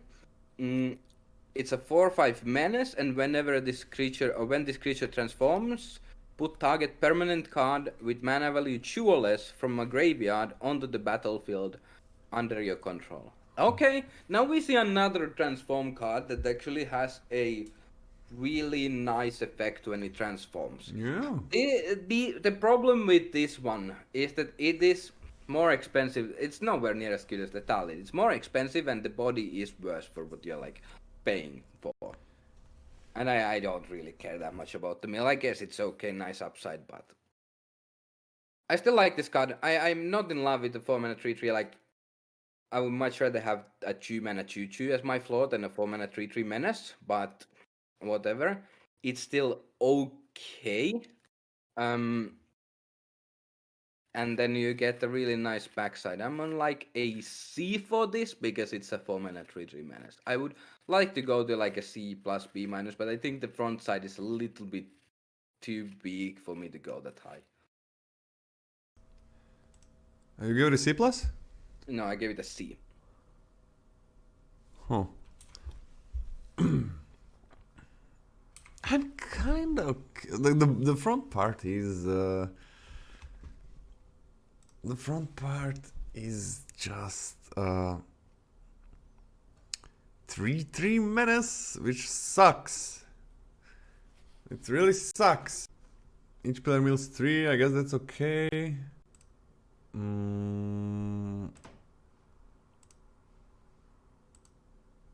I kind of want to give it a C plus. I mean, I like the flip, but the front part is so bad.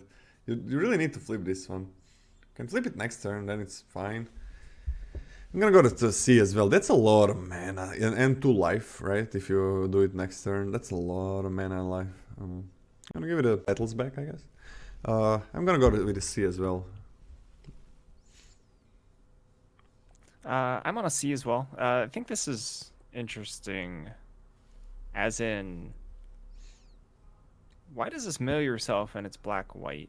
Like, why is the Phyrexian cost white when, like, the milling stuff is supposed to be in blue? I don't know. Front side is black. Because why not? Okay. Why not? It does help itself, right, with that mill. So that means something.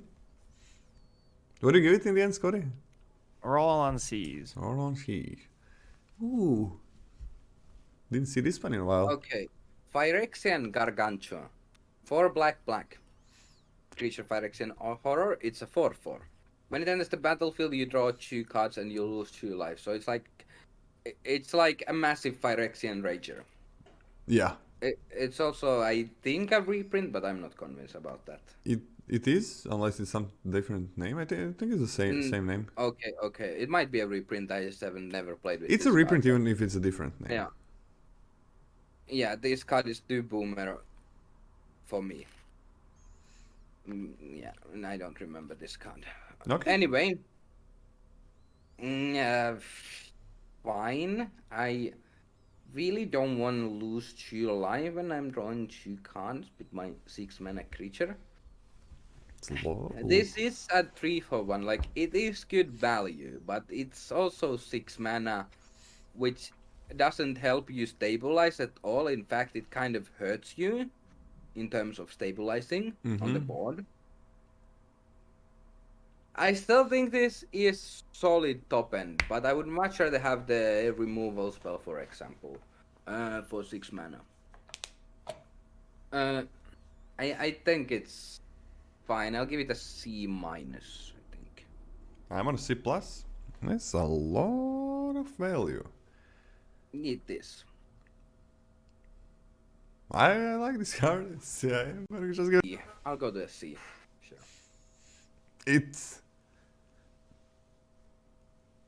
It's really nice. Like the 2 cards, you got a divination, and 4/4 is nothing to scoff at. The 2 life for a 6 drop is a bit of a problem. Like sometimes you can't really play it. White, you had some life gain, so that helps. But I can see this going higher than a C+. But I'm gonna start it there. Scotty? Okay, I'll take my swing. I'll go B minus. I'll go B minus and Phyrexian Gargantuar. I think in the same vein that life gain doesn't necessarily help you win games as much as it would have, thanks to sometimes it's not about life, it's about battle health. In the same way, losing life when your opponent like is trying to flip like maybe like 1 battle a game, that also gives you a decent amount of padding for you to actually spend stuff on stuff like this. So I'm on a B minus. Good card. Okay, I can see definitely going to B minus. Render inert. 2 and a black for a sorcery. Remove up to 5 counters from target permanent draw card. I mean, it does deal with, or it does remove counters from battles. It does deal with incubate tokens. It does remove +1/+1 counters. I thought about this a lot when I maybe saw the card for the first time, or maybe when the set got spoiled fully. I don't like it. I don't like it. I think it's gonna be too clunky, like in too many scenarios, and it's not like 3 mana kill a 2/2 draw a card is that good. It's a good magic card. But what if your opponent doesn't play incubate tokens? First of all, I don't think the black battles are particularly good. Second of all, I don't even know if I really want to target the battle with this. Like, it's fine, but I would rather target a creature with removal and kill the battle. Kind of the same as like with Planeswalkers. You would much rather, which you usually can do actually in Modern Limited. It's not like the commons are that much worse than the good Planeswalkers even. You would much rather target a creature and then attack the Planeswalker than just remove the Planeswalker. If you have an option. Yes, but you have an option in Modern Limited a decent amount of time. I mean, if you have an option of attacking and killing the Planeswalker. Yeah. But like that's much better than just killing the Planeswalker if you can do it. And the same thing is true with this. Is like, I would much rather kill a creature and attack a battle than kill the battle. And again, I'm not sure if Black is even interested about playing battles really. I don't think it's particularly good at attacking them, which I guess makes this card better, but at the same time worse because you don't want this to be the way you deal with battles, except if they are already great on their front side. This could be an instant. Yes, I agree. I think this is a sideboard card. I don't think you should run it in main. I think I'm gonna give it like a D in main. I think it's gonna hit enough of the time that it's not gonna be embarrassing in main, but I would rather start this from the sideboard, and then again some like decently decks that have a decent amount of incubate, like 5 to 10, let's say. This count is pretty fucking good because you can remove 2 incubate tokens with this basically. Oh no, never mind. You can only remove counters from a target permanent. Yeah, you can't remove one permanent. Okay, never mind. It's still pretty good against decks that have like 5, let's say, plus incubate tokens. But even then, it's nothing to write home about, I don't think. And I'm gonna give it a D, but I would much rather sideboard this.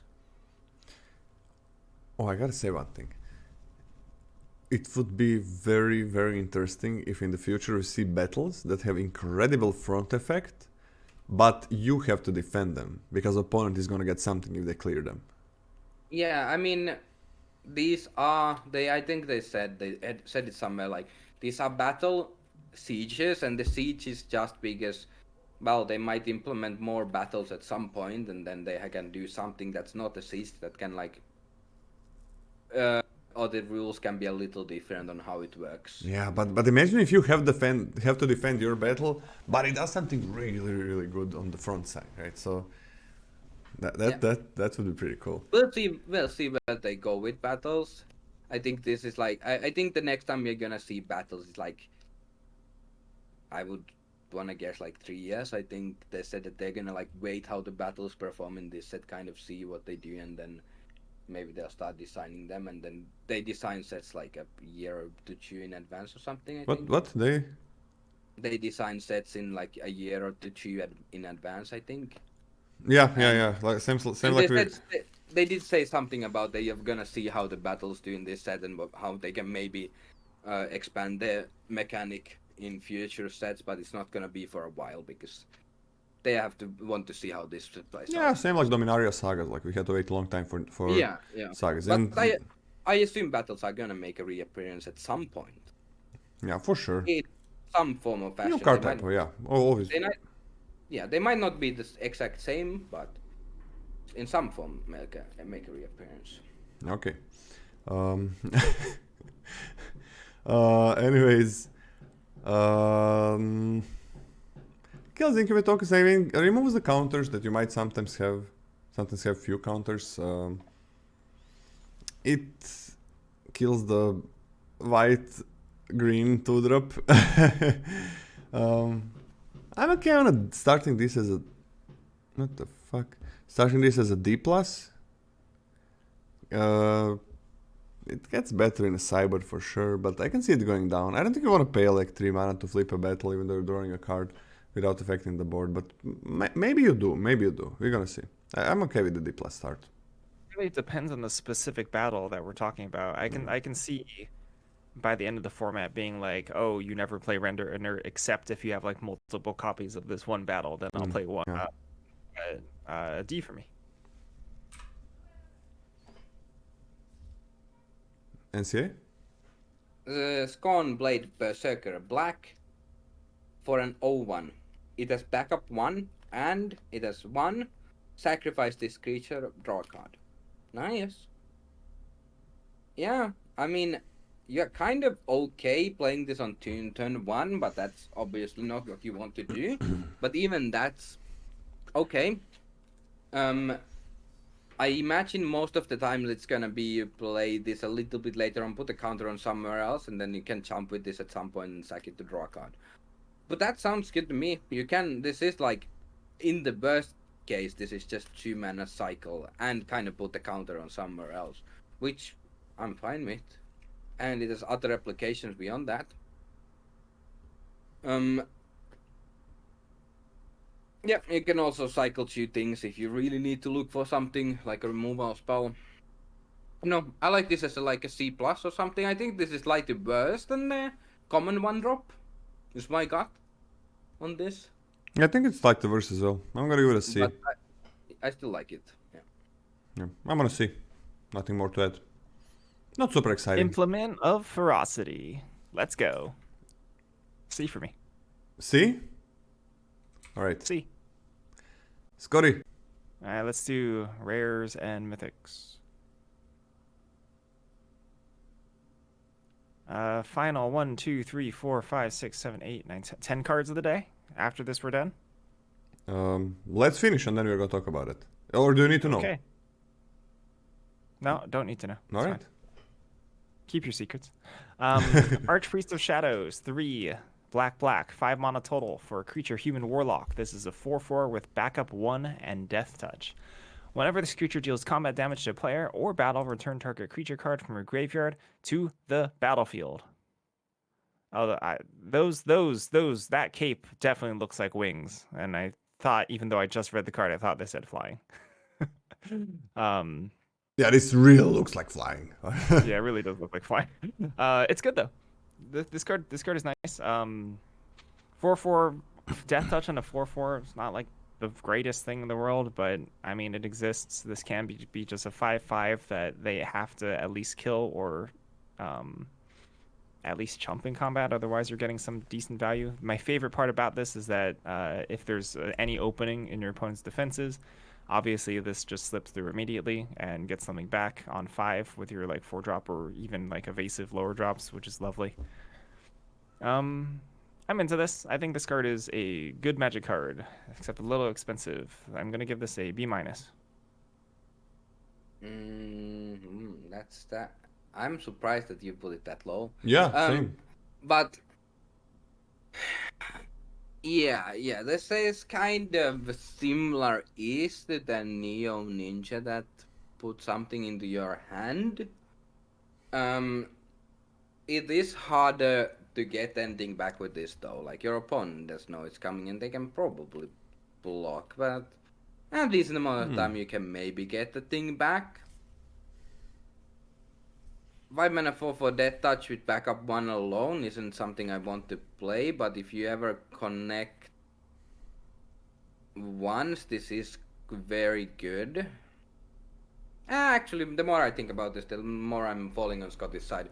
The problem is that I'm not really excited about this if neither one or if the other creature doesn't connect, because this isn't connect. It's pretty easy to block. This isn't connecting. Yeah, I'm on a B- actually as well. I'm higher. Like the situation. I don't think you need evasion. I think it's great if you have evasion. I don't think you need that. Let's you make your 3/3 or 4/4. Well, now opponent needs to. Good chance is double block it, and I don't care if it doesn't connect. He's gonna trade with both of those, or they're gonna block it with their creature that costs more mana than your 2-drop, 3-drop, or wherever you're putting that on. So you're winning that trade and trading up. That seems great for me. And you still have this like 4/4 death toucher that they need to block, right? Worst case scenario, 5/5 death touch that when it connects draws a card is completely fine. But I think this effect, like you're always gonna put it on something, and I don't think it's hard to connect. Or opponent has like you have a 3/3, they leave a 3/3, you put a +1/+1, no need for evasion, just gets through, or something that has higher toughness than power, and all of a sudden like there's no fucking way they're gonna block, it's always gonna connect. 1/4 vigilance. I mean, it would be great if 1/4 vigilance if 1/4 vigilance was good, but it's not, it's horrible. Lola's most drafted common at the end of the set is gonna be the 1/4. The 1/4 vigilance. What's the name? Do we know that? Doesn't really. Furtive book nerd. Yeah, I think I'm not gonna know the name of that card for like the first month and a half. Anyways, I love this card. I'm on a B+. I think it's amazing. I think it's basically always 2 for 1, and it's gonna be very troublesome. It's player or battle, right? So they gotta. It's all. You can also go for battles. Easy B+. Like this is amazing. Yo, you're gonna bring back some 5/5 with backup too. Let's go. Swamp cycle into this. Let's go. Into what? Swamp cycle into Archpriest of Shadows. The 7-drop. Easy. Wait. Aha, you mean that? Yeah, okay, that's pretty. So, like, amazing. my actual main concern with this card is that, there's multiple conditions, right? There's the condition of connecting with your opponent without actual evasion, and the condition of actually having something worth to bring back from the graveyard. You can When cycle you anything actually that's do not have that black. opening. You can cycle anything that's not black. What? You can cycle anything that you don't have to cycle a black Oh yeah, card. yeah. That's sure. Sure. Black also has like the cyclers help with that a little bit, but not enough for me. okay, A minus, To love it. A minus, bitch. All right, I got served. I'm so embarrassed right now. This is amazing. You've warped me with your superior intellect. Yeah, A minus, man. It's this card is amazing. I mean, I'm more with a B, but I still don't think it's amazing. I can't imagine taking this over every common. I cannot imagine that. I cannot imagine taking a common or an uncommon over this. Yeah, but you're always wrong with those. I'm always wrong with that. Says a guy that has a Soulblade Scamp at a B. Still in the tier list. B. Pick 13. Ayara. You don't take it. Ayara, Widow of the Realm. 1 black for a legendary creature, Elf Noble. It's a 3/3. You can tap and sacrifice another creature or artifact. Ayara, Widow of the Realm deals X damage to target opponent or battle, and you gain X life, where X is a sacrifice permanent mana value. You can pay 5 and a Phyrexian red to flip it add a sorcery, and it turns into Ayara, Furnace Queen, which is a 4/4. At the beginning of combat on your turn, return up to 1 target artifact or creature card from the graveyard to the battlefield. It gains haste, exile at the beginning of the next end step. That's pretty good. All right, difficult to cast. 3/3. That you eventually, or that you can sacrifice some things to burn your opponent out. It doesn't, and you actually gains life. That's drain. Whew, that's actually pretty good. Yeah. I mean, something. Strong. Yeah, 6-drop is and then 6. eventually just ends up flipping and just returning stuff back to your graveyard for even more sort of like crunch in value in terms of combat. I like this card a lot. I think this card is quite good. This is like a B for me, and it's only a B because it's difficult to cast. Yeah, I agree with everything Scotty said. I'm also on a B. I also agree if this was 2 and a black, I would go B+, but it is difficult to cast. Yep. This dog has fine normal stat line, and I mean, his thing is presenting like a lot of damage. Like you can, on the end of their turn, even if you're sacrificing something huge, like a huge thing, 6 mana creature is 6 life. Like all of a sudden, opponent is so afraid for their life total. This plays out amazingly. Even if you don't do that, obviously this is gonna be the first thing they remove. That's simple. But even that's also nice to have something that is 3-drop that's gonna be the first thing they remove. But also you have a transform effect which does something right away. And I mean, if you get the what was the name, the planes cycling guy, that's a 3/4. Doesn't matter if it removes something just for a single attack. That could just be easy setup for lethal. I mean, I think this card is great. I'm just gonna give it a B or B+. It's we all think it's a great card. I'm actually gonna be on a B+.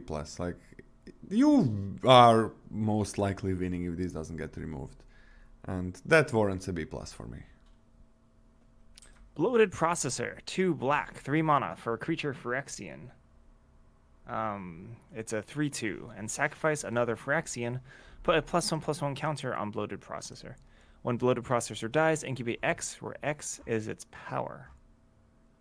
So even if this was a 3/3, that was a 3/2, that when it died you incubated 3, that would be very good already.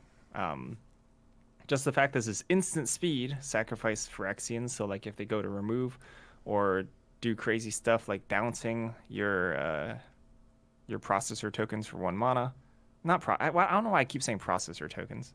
Because they're not incubation processor tokens. Are they processor incubation tokens? Is that how they're called? Uh-huh. No, no, I guess I'm getting processor from the name of this card. Yeah, this card is super value. I love it. This is actually a huge effect. It's easy to cast too. Let me think about this for a second. I'm between a B and a B plus for this one as well. I think this one's also a B for me. B for me as well. Very good counter carrier. You can also, it's nice with any trick. Yeah, I'm on somewhere on similar lines with Scotty. It does kind of get embarrassed by bounce, not that much, but it not the best and exile removal and stuff. Also your opponent can sometimes just go around this, like always with death triggers. They are a little bit awkward when they provide some kind of value, like they can sometimes be just ignored for most of the game. It actually happens a decent amount. Even if this grows, you can just jump it or something. It is still a very good card. Free sack outlet is really nice. It is that effect. Yeah, and it does get a lot of value when it dies. I'm gonna B for this as well, I think. I'm gonna B or a B plus, but I'm gonna start as a B because it is a dead effect. But I can see it easily going to a B plus. But let's give it a B for starters. Actually, if this gets hit by some of the black removal spells, the ones that reduce power, you actually just Yeah, that is kind of funny. Oh yeah. Oh yeah. Wait, you still get a token though. You well, do, yeah. You get a. Not yeah. if they do the -6/-6. No, you still don't get a token. You get a 0/0. You get a token, no counters on no it, right? counters on it. Yeah. So you can still sacrifice so a token. That's actually relevant. You can sack it. Cool. That's not nothing, but it's not much. Next up. Breach the Multiverse. 5 black, 7 mana for a sorcery. Each player mills 10 cards. For each player, choose a creature or planeswalker card in that player's graveyard. Put those cards onto the battlefield under your control. Then each creature you control becomes a Phyrexian in addition to its other types. Cards like this, they look like they're, multiplayer, swingy, commandery type stuff. I actually think this card's fine, though, for limited. Like 7 mana, mill 10 is a huge amount of milling. So like the chances that you're gonna get something like CMC 4 or greater is pretty high. In that case, like I think in a pretty reasonable quote unquote fail case, you're getting like 2 4 drops.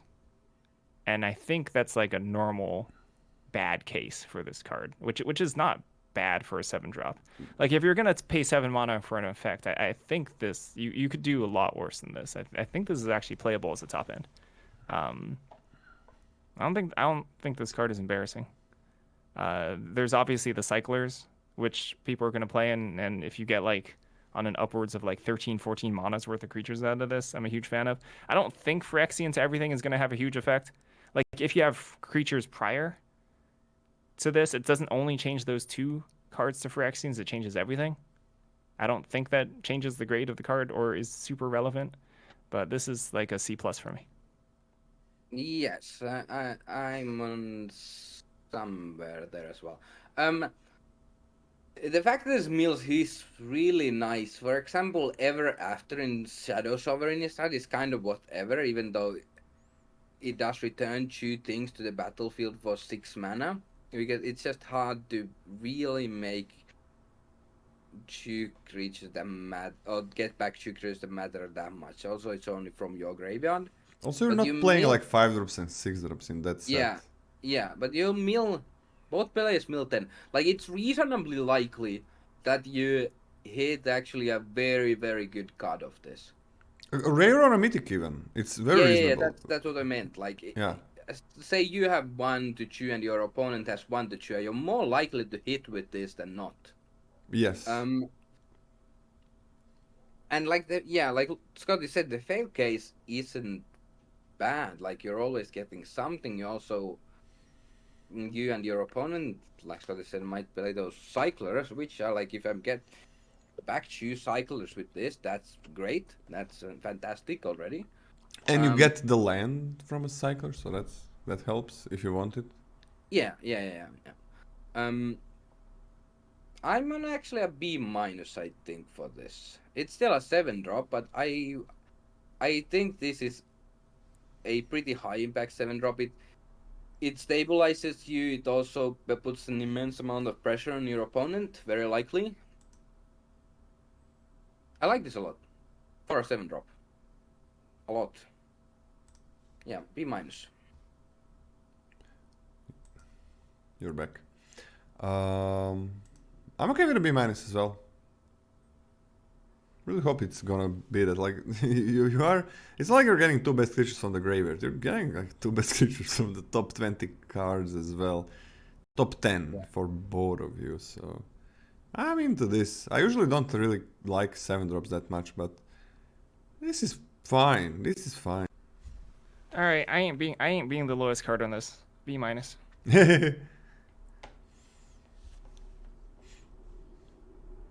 Grafted Butcher, 1 black for a creature Phyrexian Samurai. It's a 2/2.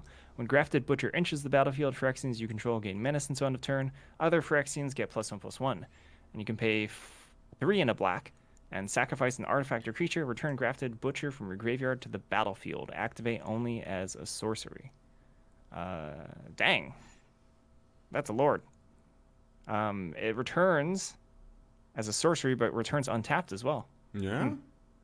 Yeah, this is a lovely 2-drop. This is a good 2-drop. The pump effect is relevant. Incubator. No, yeah, incubation tokens are, of course, Phyrexians. There's a decent amount of Phyrexians in this set.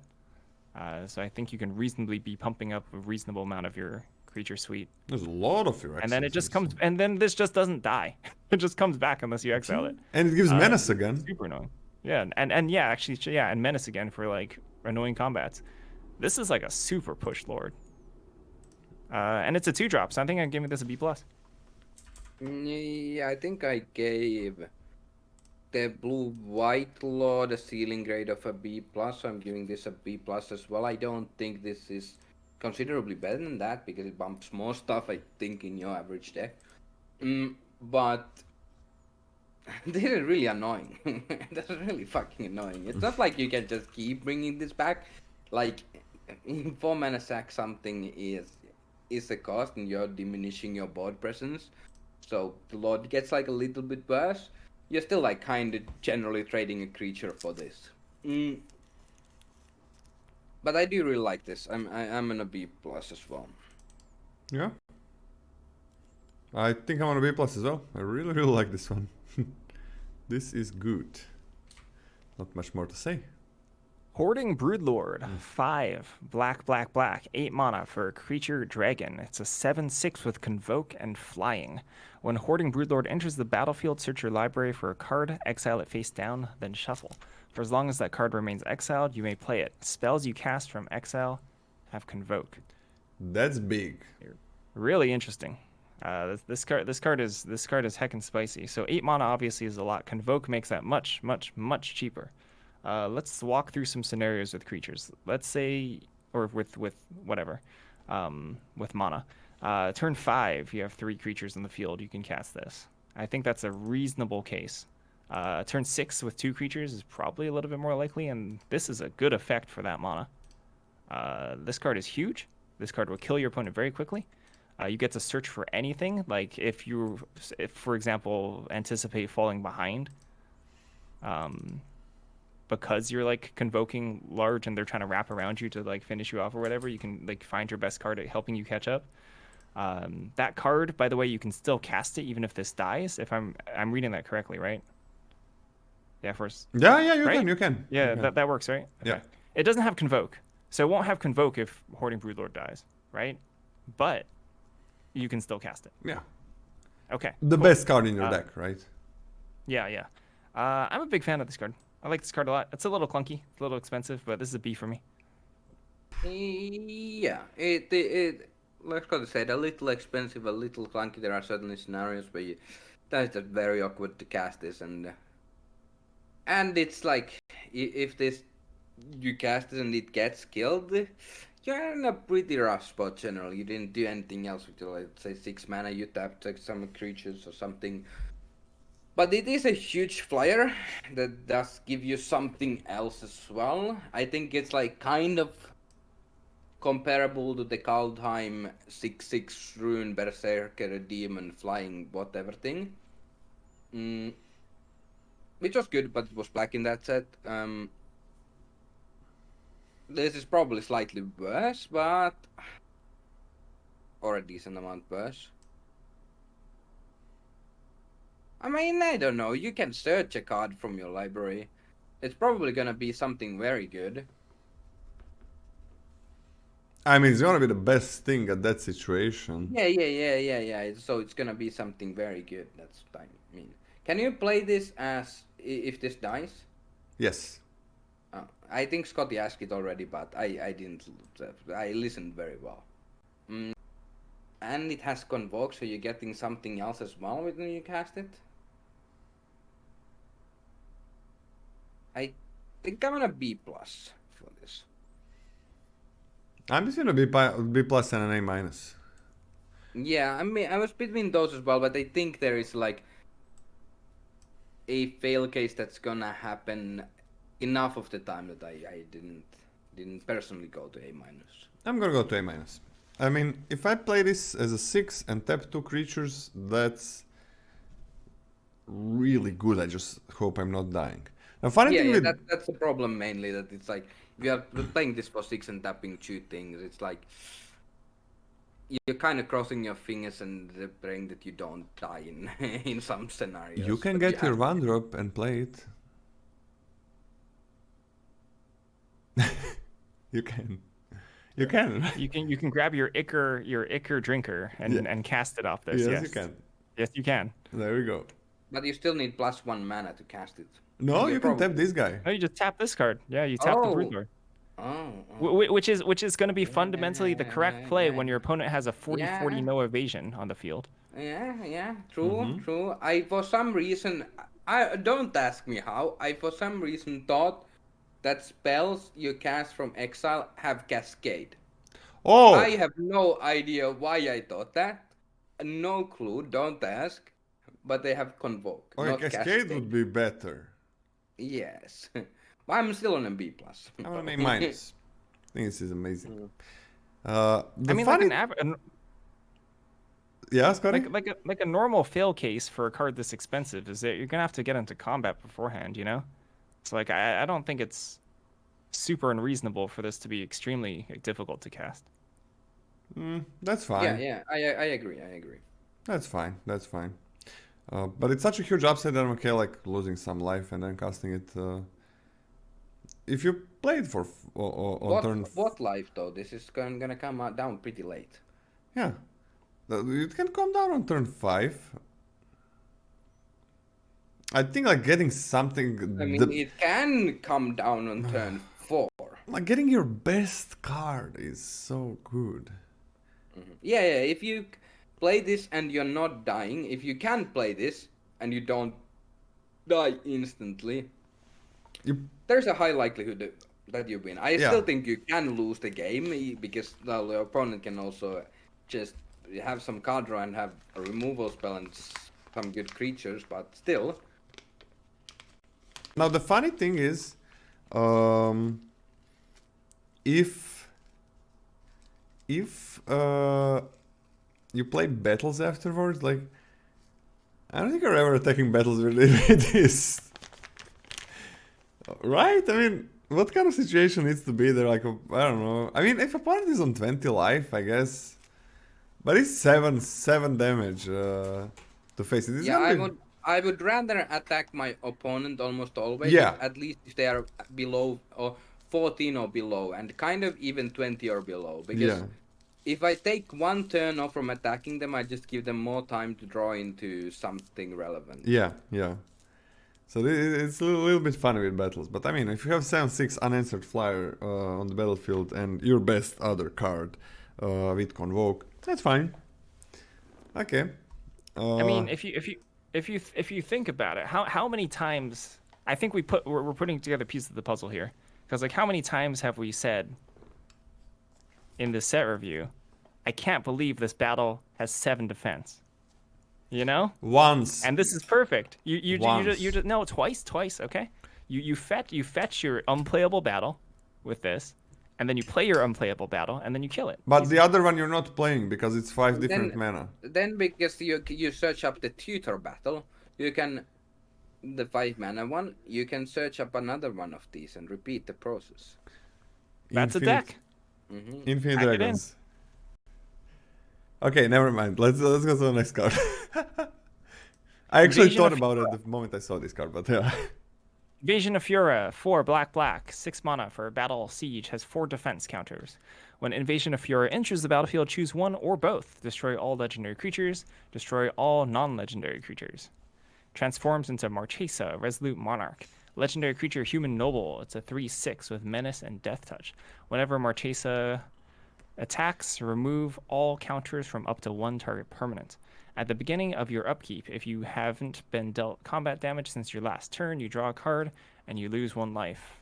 The modality on the front side is nice, right? So there's a decent amount of legendaries in the set, but if you need a hard reset button, at least you can choose both. 1 per pack, 1 legendary per You're pack. packing like Kind a of farewell-ish. yeah, like if you're packing 1 or 2 legendaries and your opponent has none, just sweep all the non-legendary creatures, or vice versa. If they have like 1 or 2 legendaries and you just have none, this can just be Plague Wind E. I like this card a decent amount. 4 is actually not a huge amount to pay to get like a pretty reasonable creature. Looking at the backside, Marchesa is actually a good creature. It's kind of hard to clear the battle. Well, I mean, not if you're like Plague Winding, but I guess if you're Plague Winding, you're probably winning already. Frankly. yeah. I mean, and if you rat and have 1 creature left over, this kind of seals the deal, because it's definitely possible to win when you 6 mana rat, and like Blood on the Snow, let's say, is kind of comparable to if this leaves 1 creature back or something. Yeah, if you board wipe and leave 1 creature back, that's incredibly powerful. The battle kind of seals the deal if you if you Plague Wind is you have something on the board after this, the battle kind of seals the deal. Your opponent has kind of no way to climb back after you hit the battle. And this flip is pretty good with other battles. Or with... Yes, flip is really strong, as in like it clears a battle whenever it attacks. And also just by nature of the game, how the game's going to play out post-sweep, you're probably actually just going to start drawing cards too. Like if you're able to manipulate a board where you can keep any creatures, so you're ahead on board, and then you flip this battle, and then this rewards you for being ahead on board. And it's fine if you don't flip it. It's gonna be really funny when you're at like 3 life yourself and you're rat, and then you kind of would want the battle flip, but you can't flip it because, well, you have to draw the card and lose 1 life. Yeah. Yeah, I like this card a decent amount. I'm gonna give this a B+. I'm on an A for this. I think it's a little bit worse than the White Rat, but I don't think it's... I think it's pretty similar to the White Rat, personally. Exiling everything is nice, but destroying. Also, it's like... Destroying isn't that much worse. Yeah. Oh, my bad. I think this is very comparable to cards like Farewell in Limited. Cards like Blood on the Snow. But I kind of like it more than Blood on the Snow, and I really like building around Blood on the Snow. Farewell has a 66.6 game in hand? Yeah, Farewell was one of the best cards in Neo. I think Farewell is just better. It's like 66 in some sets is in 70% is like approaching insane levels. But there is a good amount of when you're playing Farewell, there is a good amount of decks where you play it and it's over. Here it's I think the same is true here though. Nah, here's like you're gonna have some legendaries, opponent's gonna have some legendaries, and that's it. Yeah, but the thing is, you probably don't have more than like, let's say you have 3 in both decks, which I think is gonna be something pretty common, like 2 to 4. It's gonna be quite common that your opponent just draws like 2 or 3 legends, and you draw like 0 or 1. Or the other way around. You don't have to play them, right? You don't have to play those. So. Yeah, but all the other way around as well. And you can also just leave your, like, if they draw 3 legendaries and you draw 1 and you have played, and both have played them out, you can just leave the normal creatures on the battlefield. You can just destroy the legendary creature and you now get, like, kind of a 2-for-1 and you get this battle and so on. Like, you sweep probably most of their creatures. I think the flexibility here is really nice. Maybe it's an A minus, but I feel pretty confident in A rating for this. I'm on a B plus. Don't think it's a farewell level of a card. I agree it's worse than farewell, but yeah. I think it's pretty comparable. It's really good though. It's really good. I mean, I'm okay just like using it and killing 1 legendary maybe, but sometimes like that legendary is gonna be a 2-drop and then then you don't really want to do that. But if it leaves 1 of my legendaries on the field and kills everything else, that's perfect. Even if it leaves like 4 of your creatures and 2 of their creatures alive because you only kill legendaries, that's also good because you can probably flip this battle. This is huge. Like, yeah, I'm on a B plus still. That's where I'm gonna start it. Invasion of Innistrad, 2 black, 4 mana for a battle siege, has 5 defense counters, has flash. When Invasion of Innistrad enters the battlefield, target creature an opponent controls gets -13/-13 until end of turn. Flips into Deluge of the Dead. Enchantment. When this enters the battlefield, create 2/2/2 black zombie creature tokens, and you can play 2 and a black and exile target card from a graveyard. If it was a creature card, create a 2/2 black zombie creature token. Flash is phenomenal. Flash battle, heck yeah. What? Okay, yeah. Flash battle is great.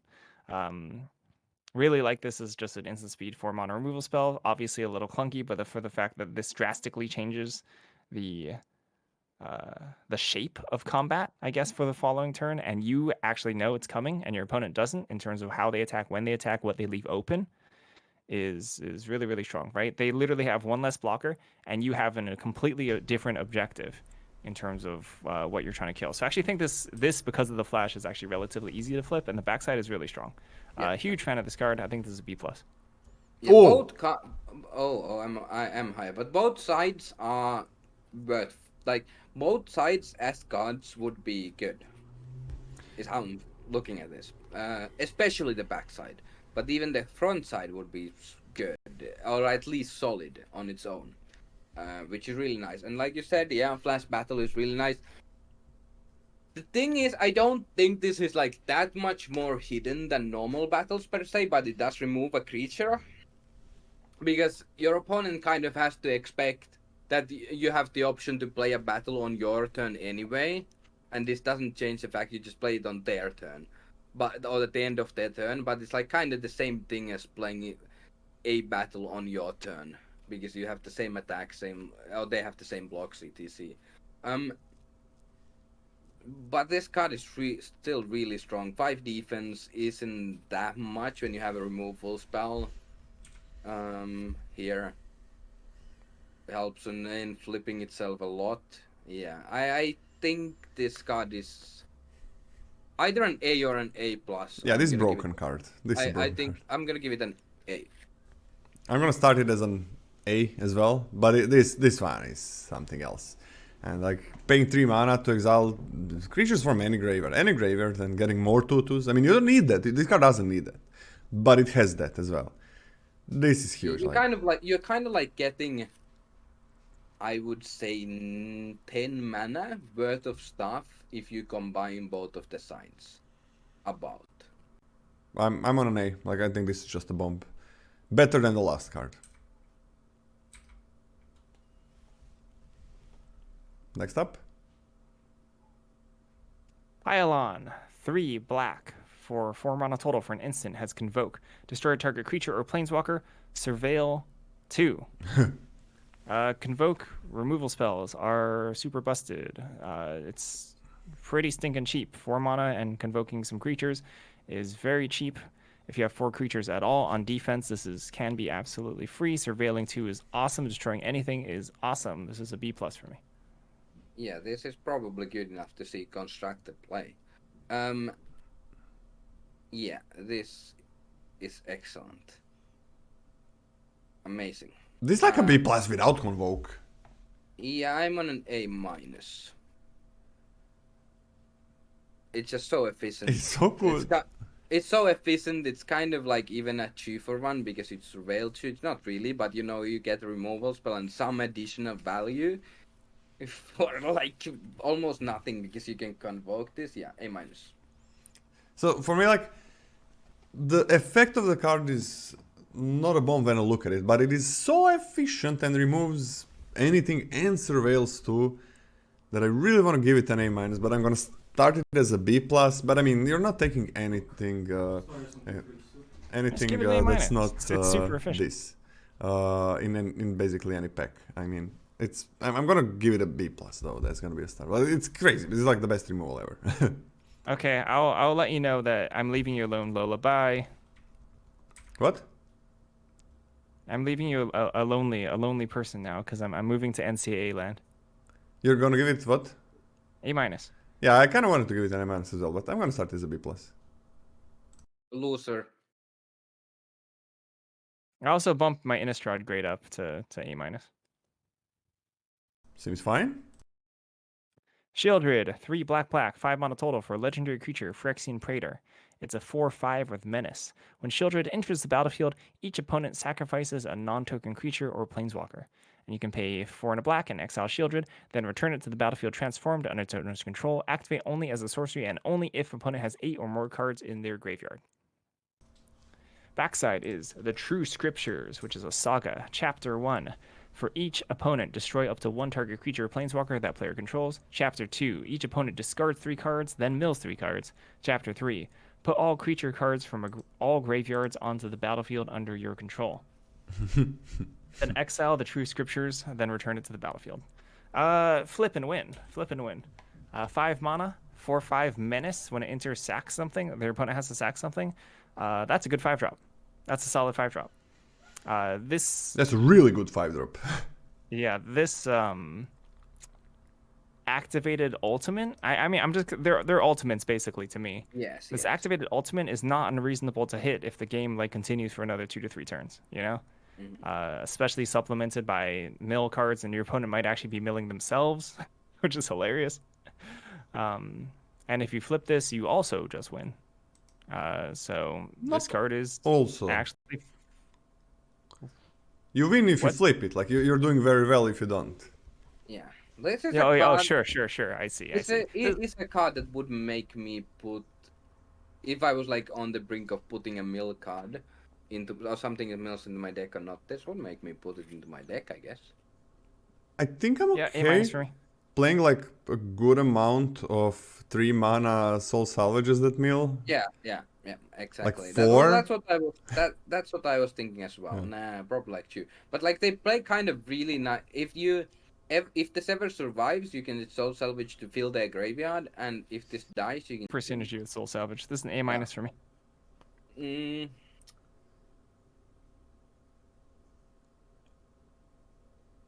That's low.